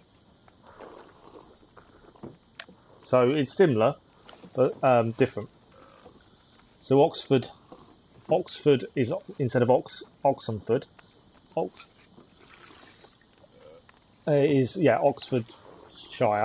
Leicestershire is still Leicestershire, just spelt differently. East Anglia is still East Anglia. What else did we have? I'm trying to think what else we had now. Well, I can actually look on them. I can't look on the map. We're in the middle of this conversation. Yeah, everyone has Odin sight as well. Right, so decision time. Do we tell him about Bjorn, or do we say we found the relic but don't mention Bjorn? That's the question. I don't know what the right answer is here. I generally always stick to the truth, so I would personally think we should probably lean towards denounce Bjorn as the ringleader. But how likely would we be believed by another Viking, telling him that one of his Vikings is a traitor? Would he believe us? And obviously London's still the same, but again spelt differently. So a lot of them are similar, but maybe spelt differently. How marriages worked.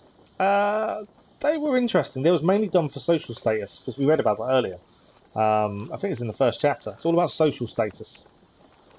So I think we're going to pick denounce Bjorn as the ringleader. See what happens. Bjorn is organizing your men to flee Chippenham by night and leave you to face Alfred's wrath alone. What? If you are lying to me, monk, now return to yourself. Do not let me lay eyes on you until you come at my command. Yes, my lord. So we told the truth. We now need to head back to SL. He didn't believe us, I don't think. But we did tell the truth. Will that backfire on us? Have we just got Elric killed? I need to return to my room. Guthrum abhors disobedience. Okay. So he knows that Guthrum doesn't like disobedience. So we're going to head to SL and go from there. Oh, you can play as Ivor. Get inside, monk. I won't be held accountable by Guthrum if you disobey him again. Yeah, we're being reminded to go inside. Yeah, you can put him as a playable character in this Discovery Tour. But because while we're doing the stories, I want to stick with the people the stories are about.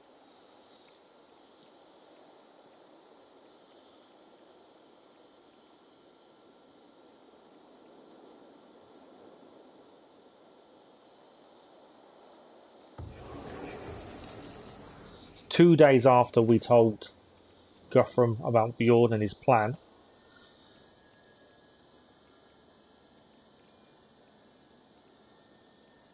Fenrir and discovery, that would be interesting.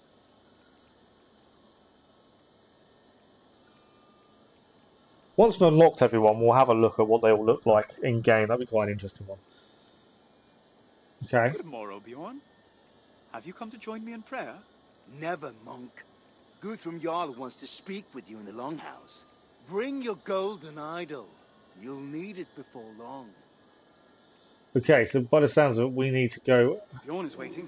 We need to collect the relic, and then we need to follow Bjorn. So does that mean he didn't run away then? Like we thought they were going to it. Not sure. Right. To travel again, old friend. Got a relic once carries more. A shard of the one true cross, if you doubt its potency. I doubt every lie that falls from your lips. As should Guthrum. You made it trouble for me and my men. Trouble brought upon you by your own actions. And by a monk who doesn't know when to keep his mouth shut. So Bjorn knows. Only after we admit our faults and beg forgiveness can we hope to atone for them. Spare me your sermons. I won't forget the debt you owe me. And neither will you, if you have a mind to keep living. Time to travel again, old friend. So a little bit of a threat there, wasn't it, from Bjorn? He's obviously not happy we told Guthrum what his plan was. Could backfire on us, to be honest.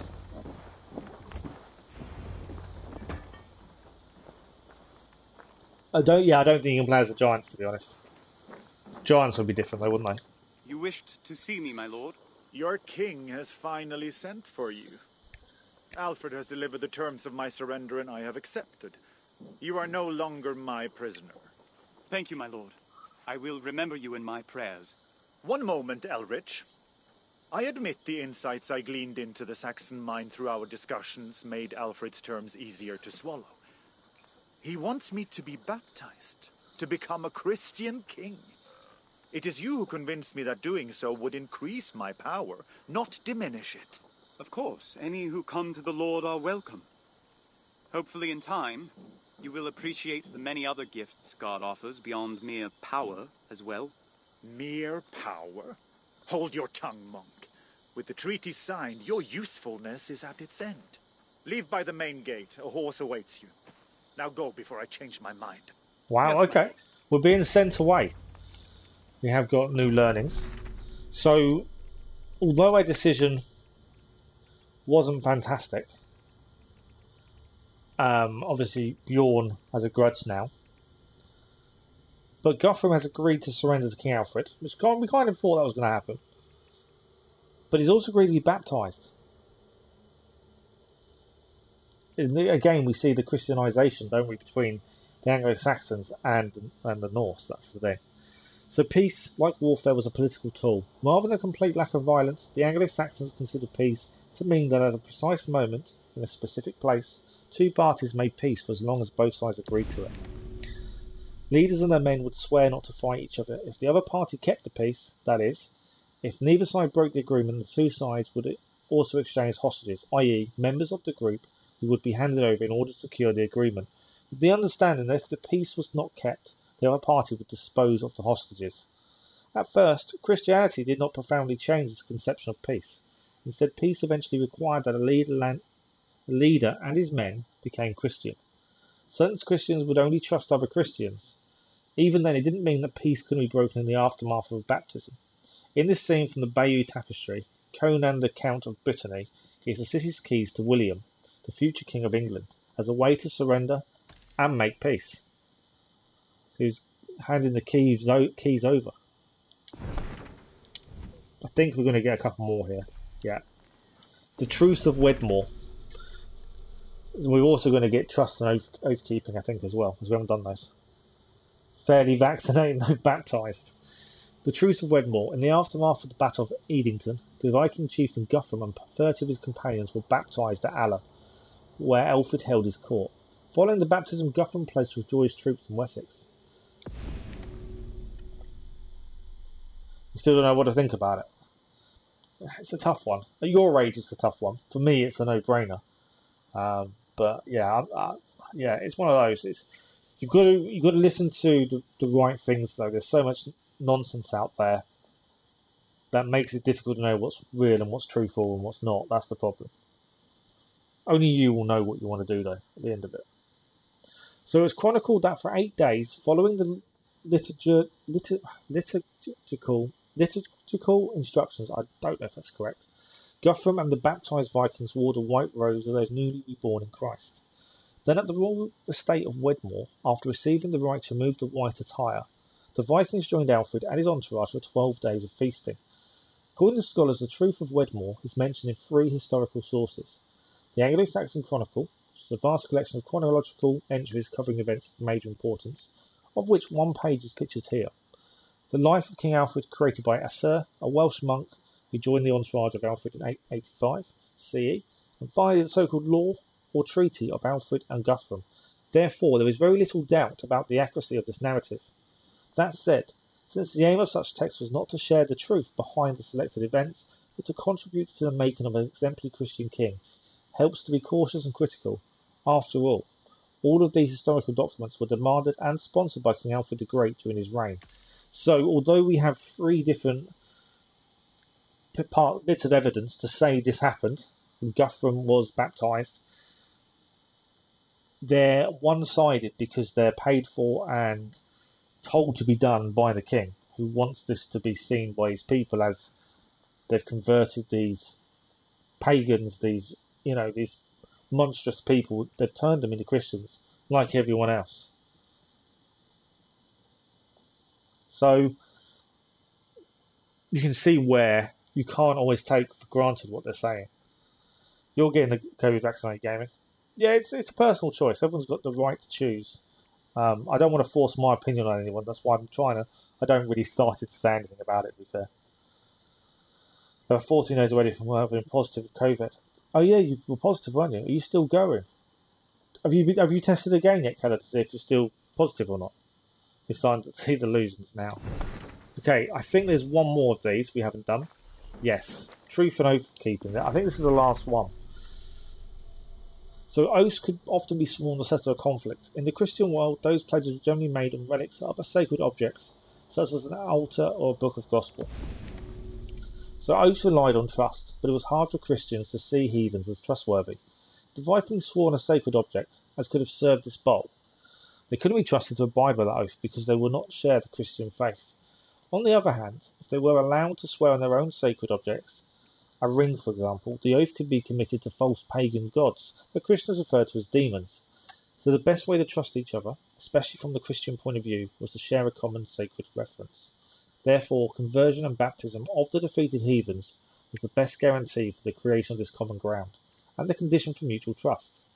This was exactly what happened to Guthrum and his men after their defeat. In order for Guthrum's oath to Alfred to be considered valid, he first needed to convert to Christianity. So they were forced to convert to then be seen as trusted. You want to test this week? Yeah. I'd say by now you should be past it, to be fair, but you never know. Okay, so we are free to go. I'd better meet the messenger before Guthrum changes his mind. Yeah, we are free to go. We can leave Chippenham as a free monk after Guthrum's surrender. He does claim that his surrender and his agreeing to being baptized was down to Alric talking about how Christianity was a good thing.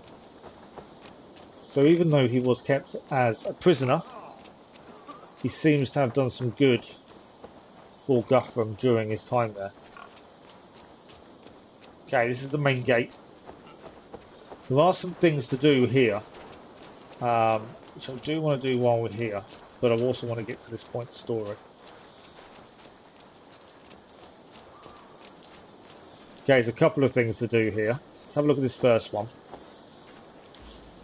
Horses and warfare. In the Anglo-Saxon era, there was little difference of status between foot soldiers and warriors who rode on horses.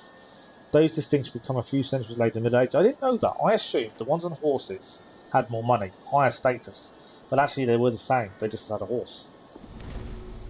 This copper alloy stirrup mount dates to the 11th century. Historians continue to debate how horses were used in Anglo-Saxon warfare. It is thought that warriors would ride to battle, but not necessarily into battle. West Saxons would use horses to move swiftly across terrain to intercept Viking attacks, but may have dismounted once the fighting began. There could be many reasons to fight on foot rather than horseback. By dismounting, a warrior gave up the chance at an easy retreat. The gesture could have been seen as courageous. Committing to fighting on foot to the bitter end may have strengthened the bonds between a group of warriors. So that's interesting, isn't it? So they would use horses to get around, but as soon as they were near the battle, they would dismount, because that's what they believed happened. We've had no symptoms for the whole period. You got very lucky, exactly. You can now play as Connor, nice. At least your classmate's better, that's the main thing.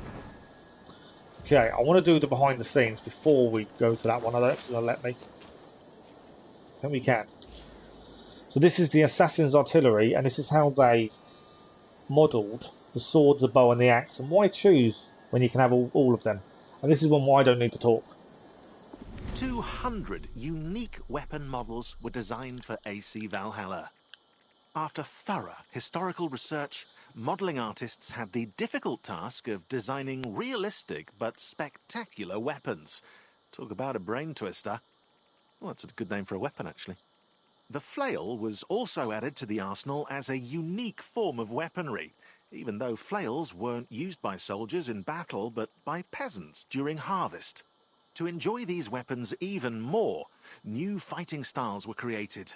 Players can now fight with a weapon in each hand, the dual wielding, or hit foes with their shield, sort of like a dual shielding. So they actually made 200 weapon models. Obviously we didn't get them all in game. But this axe over to the right here looks incredible. And flails weren't used in battle, they were used by farmers. But yet we see them being used in the game.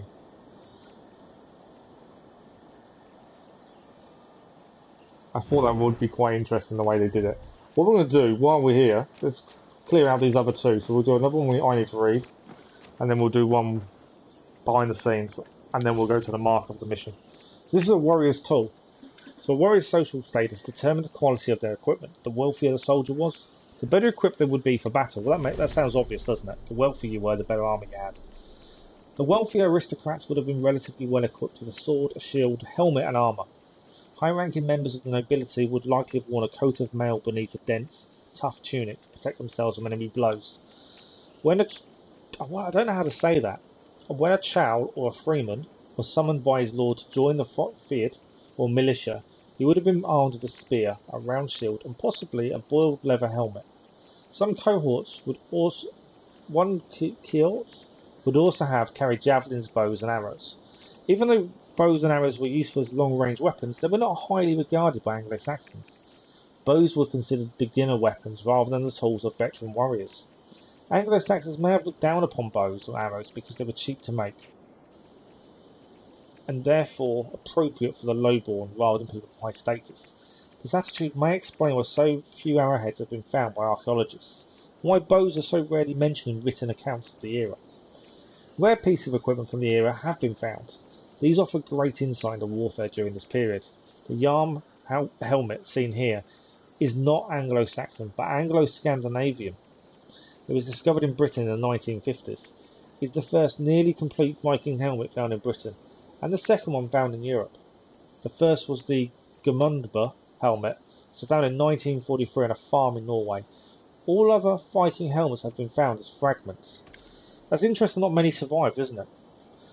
But then, as it said, a lot of the Anglo-Saxon, the Scandinavian helmets, a lot of the Anglo-Saxon helmets, not the Norwegian helmets, were made of boiled leather. So I would assume over time that would degrade.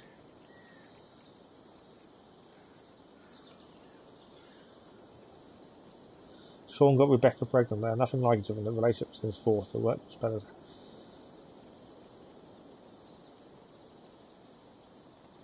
To be honest, I actually like them as characters, though. I think Sean's, the things he comes up with in the database, I think are brilliant, and especially in Assassin's Creed 3, is hilarious. Some of the things he says in terms of the database.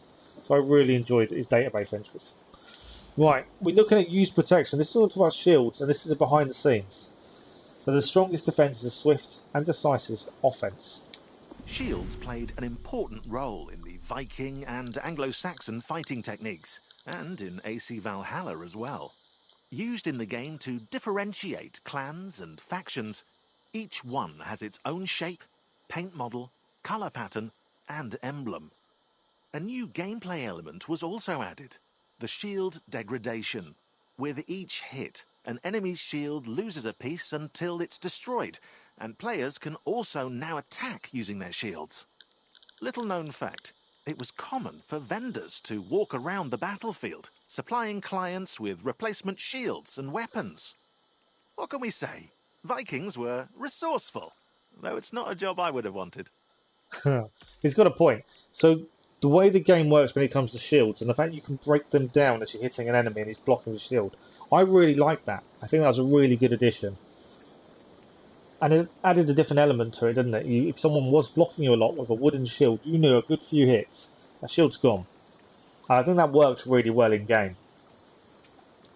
I didn't know about people selling more shields on a battlefield to people that may have lost theirs. I think that's incredible.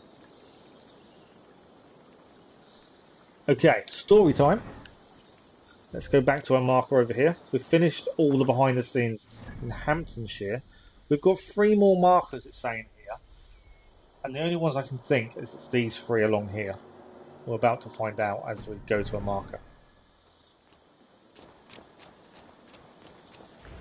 There we go. Speak to the It is King Alfred who must claim this great person. victory, though of course God strengthens his hand. Brother Elrich, I was told to wait on you. King Alfred desires to see you at once. Okay. Let us not keep the good king waiting. What news in Winchester? So we've got a new military organisation as well, one to do. Before the reign of King Alfred, there were many ways to summon soldiers to battle. Each king essentially had a private army, but collecting everyone took time, and they were often slow to respond to Viking attacks. Aristocrats could gather their kin to fight, or use a levy to conscript commoners into their ranks, but the latter was especially slow.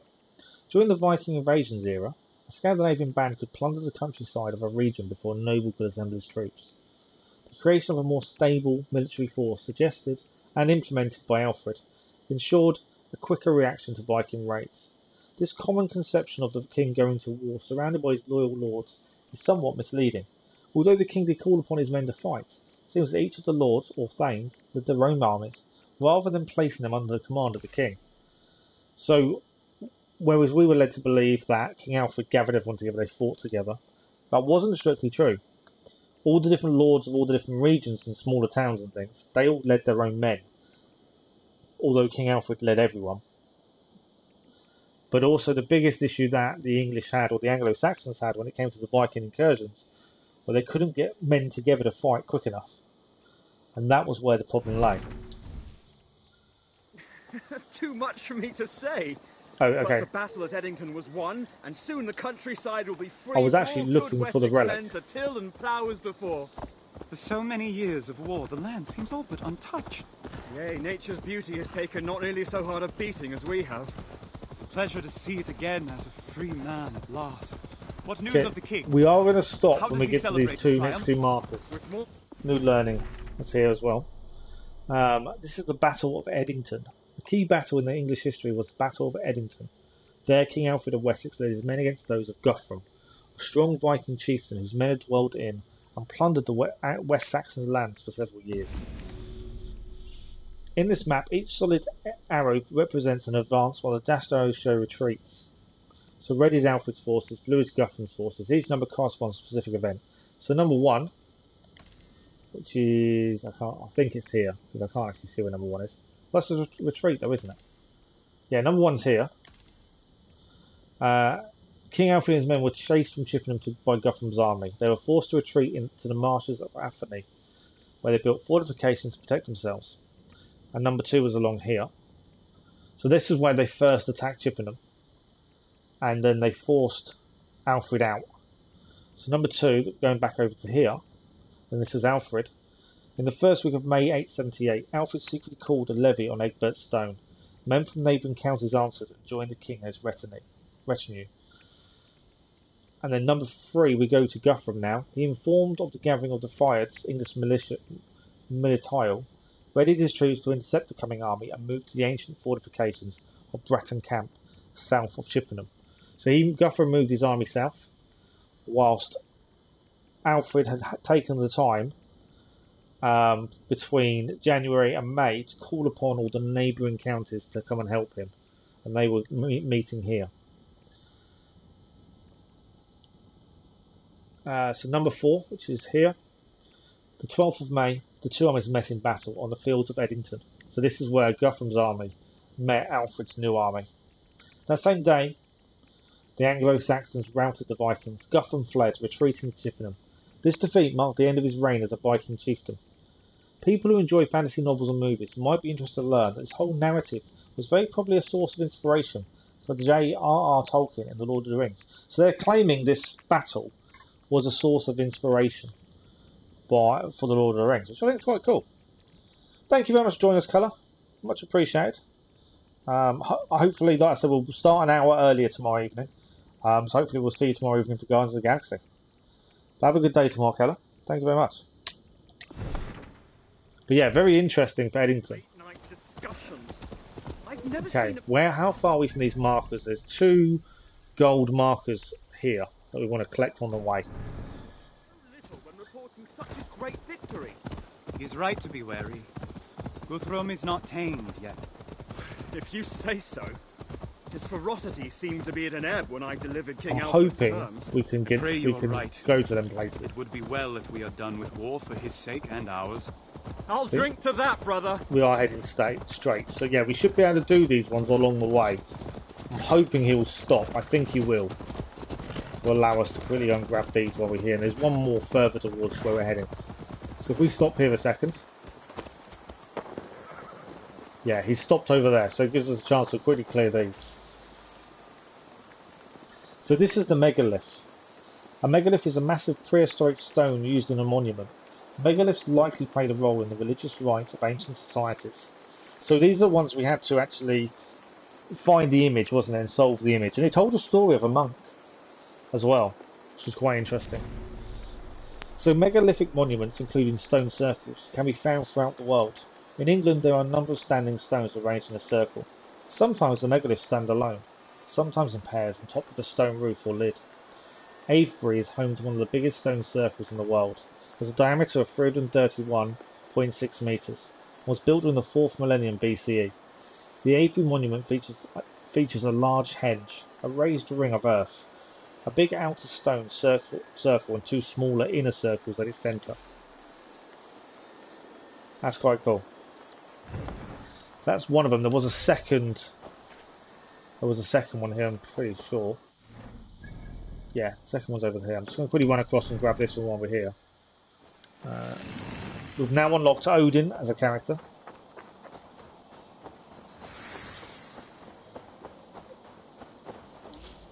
And this is dividing the land. The structure of land ownership in Anglo-Saxon territories was slowly shifting prior to the Scandinavians' arrival and conquest.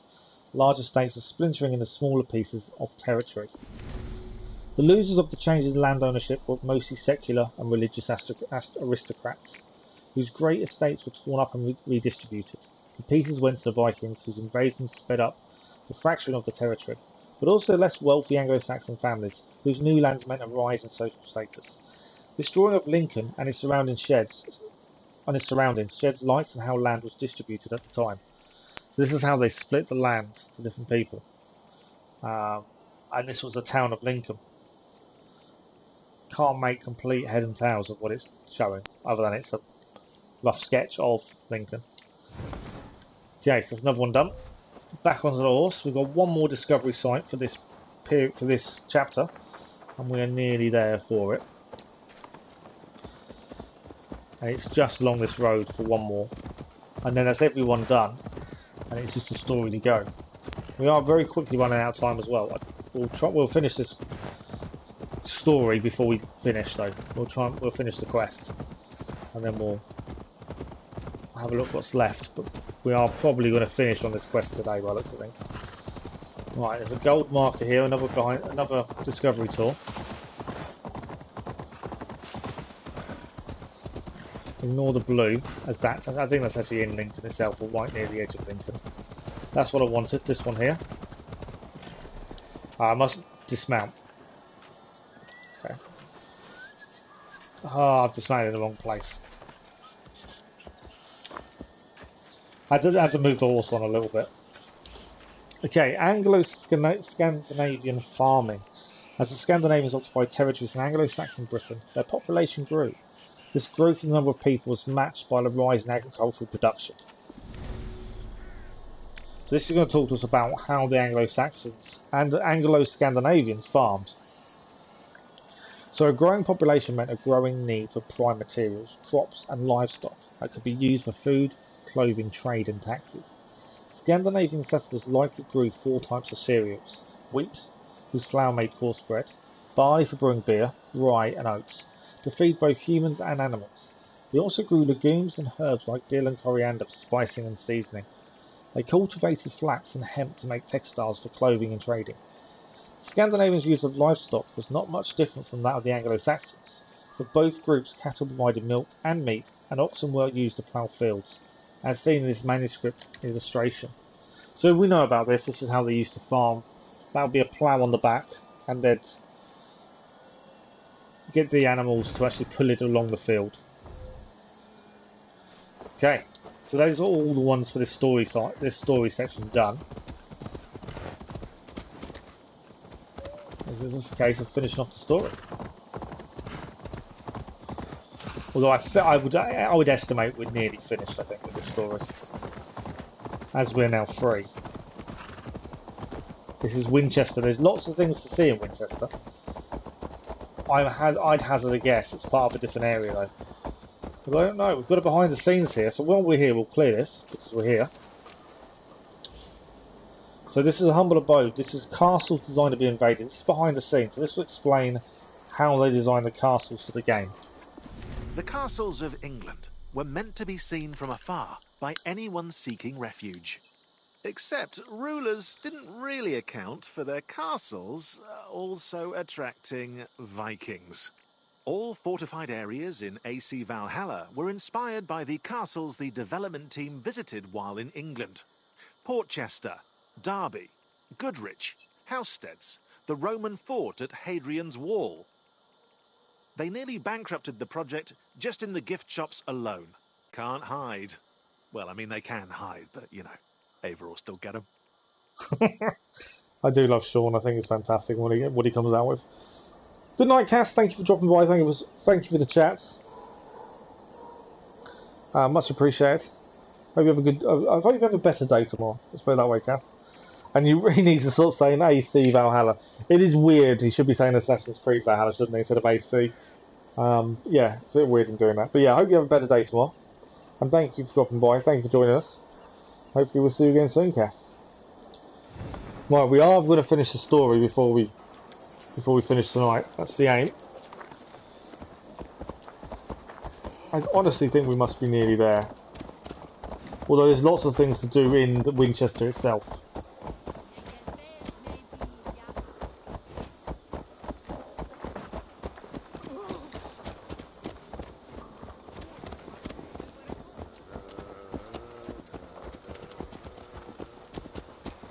Okay.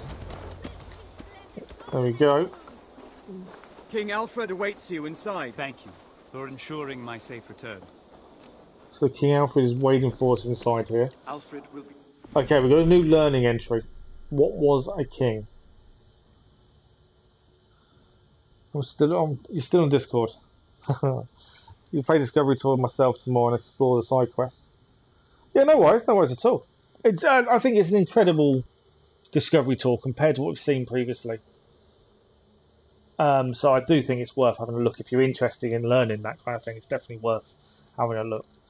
Should you do all the homestead missions inside or continue the story? You need to try and mix them both because some of the homestead missions unlock upgrades, so you can hold more arrows and things like that. So you kind of need to keep it running, but you also won't get the homesteaders to join you until you're at certain parts of the story. They are locked behind the story progression. So if you recruit a homesteader, do their mission as soon as you can, but you won't be able to do all their missions because they'll be locked behind the story as well. So it's a kind of mix and match a little bit to keep it flowing. The Anglo-Saxon word for king was signing, the foremost member of a group who represented and symbolised all of his kin, family, clan, tribe. At first, Anglo-Saxon kings didn't rule over a territory, but a constellation of social groups. Oh yeah, homestead missions are really good fun as well. The notion of king in the early Middle Ages differed from one region to the next. One factor that determined the nature of kinship in a given territory was the size of the royal domain. Kingdoms of Britain, such as Mercia or East Anglia, were much smaller than those in continental Europe. For example, the Frankish dominion covered much of the present-day France, Germany, and Italy, whereas Alfred's Wessex only extended from the River Thames to southern England. While a Frankish ruler could not visit all of his kingdom, nor could they meet and feast with all the important people in it, Anglo-Saxon kings like Alfred and Guthrum could. This made it easier for an Anglo-Saxon or Scandinavian king to treat his whole kingdom and everyone in it as his kin. That being said, this sense of familiarity, this social bond, did not mean there was no... I know what it means, I just can't pronounce it. Hierarchical distinction between the king and his subjects. A king was still first and foremost a king. Here's an ingenious depiction of a royal couple as chess pieces. That's a royal couple as chess pieces, made from walrus ivory and whale teeth. That's quite cool. Okay, we've got to go and meet Alfred. He's here somewhere. I'm going to leave all the discovery tours now. We're going to try and carry on with the story for a minute. I missed the way in. I think I must have done. Alfred is waiting for us. Oh, he's here. No, we've got our relic. That's why. We need to go and collect our relic first. It was dropped off by the horses. I pressed to run, so we put it down. So yeah, this is the relic that Elric has been keeping safe this whole time. That's a behind the scenes, isn't it? There we go.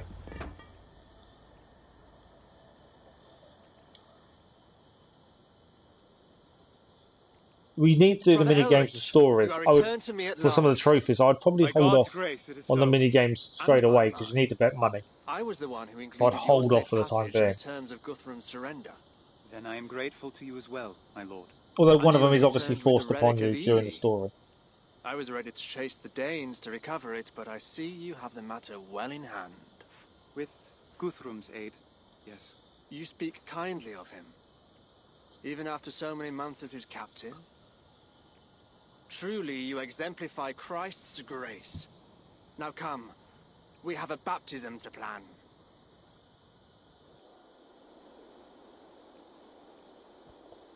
Maybe this story isn't over yet. I thought we must have been close, but I don't know.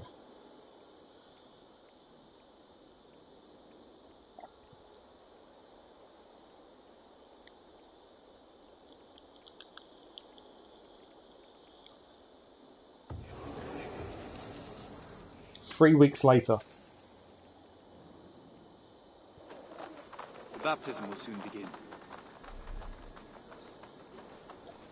We've got a new learning opportunity. My thinking is what we'll do to, when we next do the Discovery Tour, we will visit all the places here that we haven't done. Obviously, we're concentrating on the story for the minute. The gift of East Anglia. Among the political and social consequences of Guthrum's baptism was his ascension to royalty. Alfred gave him East Anglia. While it was an act of great generosity, Alfred's decision was politically motivated. So Guthrum, once baptized, was given East Anglia. That's incredible. So, by legitimising Guthrum's right to rule, Alfred encouraged him to respect his oath. In addition, with Guthrum as a Christian ally in East Anglia, Alfred created a territorial buffer to prevent future... I just noticed the cleverness. To prevent future Scandinavian raiding parties from heading back up the River Thames into Wessex. However, there was a problem. East Anglia was not Alfred's to give. He had never ruled over nor conquered that independent kingdom, and neither had his ancestors. In other words, Alfred lost no territory by gifting Guthrum a land that was not his. Moreover, he secured his own possessions and allowed his new and indebted ally to stabilise a region that had been in turmoil since the death of the last king, St. Edmund. He was killed by Vikings in 869. This map shows the territorial separation of early medieval Britain before the treaty between Alfred and Guthrum. In green, the lands are under control of Alfred, which corresponded to the kingdoms of Mercia and Wessex. And in red, the area that was not under control of Alfred, became the kingdom of East Anglia. So Alfred had two large kingdoms, but he gave Guthrum the one kingdom he didn't control, which was East Anglia. But he did so, one, because he wasn't losing anything, but two, to stop the Vikings getting into Wessex, because they'd have to go through Guthrum's land. Even the Thames, the Thames join between the Thames and the sea, was part of East Anglia. So Guthrum would be charged with stopping the Vikings getting too close. Okay, we've got to follow Alfred into the church. That's why I've chosen the name Adel Stan for you. I trust you agree it is fitting. Jarl Guthrum, to have you come in peace to our city at last fills my heart with joy. You seem well, Elrich. Freedom agrees with you. As a life in the service of Christ will agree with you. Okay, we're going to take our place at the ceremony. Taking our place. Front and centre. Si igita vis ad vitam ingredi, serva mandate. Diligus dominum diem tuum ex toto cortu, et ex tota So obviously that's Latin. Et ex totament tua, et proximum tuum sicut typsum. Amen. Guthrum didn't have a clue. And the bishop doesn't seem too happy about this. Sum fidem clustium preceptorum, et talis esto moribus, ab templum Deum es possis. Amen. Amen.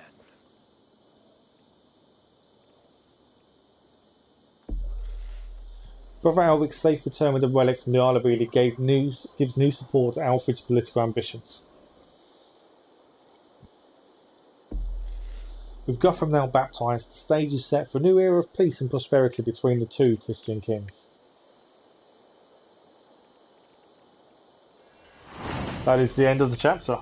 I think that's a really good chapter as well. And you can see how cunning and clever Alfred was. You know, giving lands to Guthrum that he didn't own. Convincing Guthrum to surrender. Next we're doing something. King Alfred can't afford resting his lords and wants to hold the Vikings at bay. Okay. We're going to explore freely, just because it means I come out of that. And next time we do this, do the discovery tour, we will obviously probably start by clearing Winchester before we start the story, because there's quite a bit to see in Winchester. So we'll clear Winchester and then we'll start the story next time as well. If I look at quests, we have now finished chapter 5. So we've got 2 left. 3 left, sorry. That's an unknown one. So we've got 3 left. We've got 6, 7 and 8 to finish off so far. And gain all the codex entries and everything else. And the characters. We've gained quite a few characters so far. We've got Stowe, Odin, Ivor the Boneless is one of the new characters we unlocked today. Chilbert, obviously we unlocked him the other day. So we've got a few. But that is the plan for next time. But yeah, the more I do this, the more I'm enjoying it, the more I'm seeing and understanding. The one big takeaway I've got from this discovery tour, more than anything else I would say, is they weren't these bloodthirsty people that destroyed everyone they came across. They were quite cunning and strategic. You know, they would pillage and they would burn down small villages that had no significant value to them. But they did so to raise intimidation into the locals. They would make people feel frightened of them. And I wonder if that's where the stories of the Vikings being these big demon bad guys kind of comes from. You know, was this level of intimidation? And you've also got the psychological warfare that they used, which was kind of unheard of around that time. But then you've got King Alfred, who obviously is a very clever man, doing what he did in terms of sending Guthrum to East Anglia, that's his land, deal with the Vikings as they get here kind of thing. So he's a very clever man. It was good. It is an amazing discovery tour. I think it's just so interactive. I like the mini stories. It's still giving a chance to collect all the discovery sites. The behind the scenes stuff, the way they made the shields, the sword, the weapon designs, things you wouldn't normally know about, I really enjoy. So yeah, I'm glad you're enjoying it, Kathy. I am too. Thanks for streaming, really enjoying it. When will you stream more of it? I don't know. We've got to try and work this out. So tomorrow evening we're doing Guardians of the Galaxy. Wednesday evening. Do you know what? I might do it Wednesday evening. I think we'll start Guardians of the Galaxy tomorrow evening. And then we'll do... So whether can we finish it in one stream, do we think? We've got 3 chapters. We're generally doing 2 chapters at a time. But we don't know how long the chapters are going to be. So yeah, Wednesday evening, I think we'll try and do more Discovery Tour. I would say carry on with Guardians of the Galaxy. But we're going to start off with a 3-hour stream tomorrow evening. So I'm thinking Guardians of the Galaxy tomorrow evening, but a bit earlier start time. Wednesday evening, we'll try and finish Discovery Tour. And then there should be a morning stream or mid-morning stream on Thursday. And an evening stream Thursday. So we might go Discovery Tour Wednesday, Guardians of the Galaxy Tuesday, Thursday evening. That's kind of my thinking at this point. And then Thursday daytime stream, I don't know the time yet, we'll carry on Brotherhood. And then Friday, I'm not going to promise an evening stream Friday because obviously I do struggle. But yeah, we'll see how we go. But yeah, it depends how much, if we can get it finished on Wednesday or not. But yeah, we definitely do. So I'd say Discovery Tour Wednesday evening. I'm locking that in. That's what I think the plan is going to be. I don't want to leave it. I want to finish it. I want to see it all. So I know I want to do Guardians of the Galaxy tomorrow, but I don't want to put Discovery Tour to one side. That's the big thing. Discovery Tour is good, isn't it, gaming? It's really good. Good. Well, I'm glad that's okay, Kathy. Thank you for joining us, everyone. Thank you, Kathy, as well. Enjoy the rest of your day. It's been another amazing stream, as always, with you guys. So that is it for today. Thank you, as always, for the likes, the comments, and the conversation. It's been incredible. So tomorrow evening, a slightly earlier time, we're going to be starting the Guardians of the Galaxy.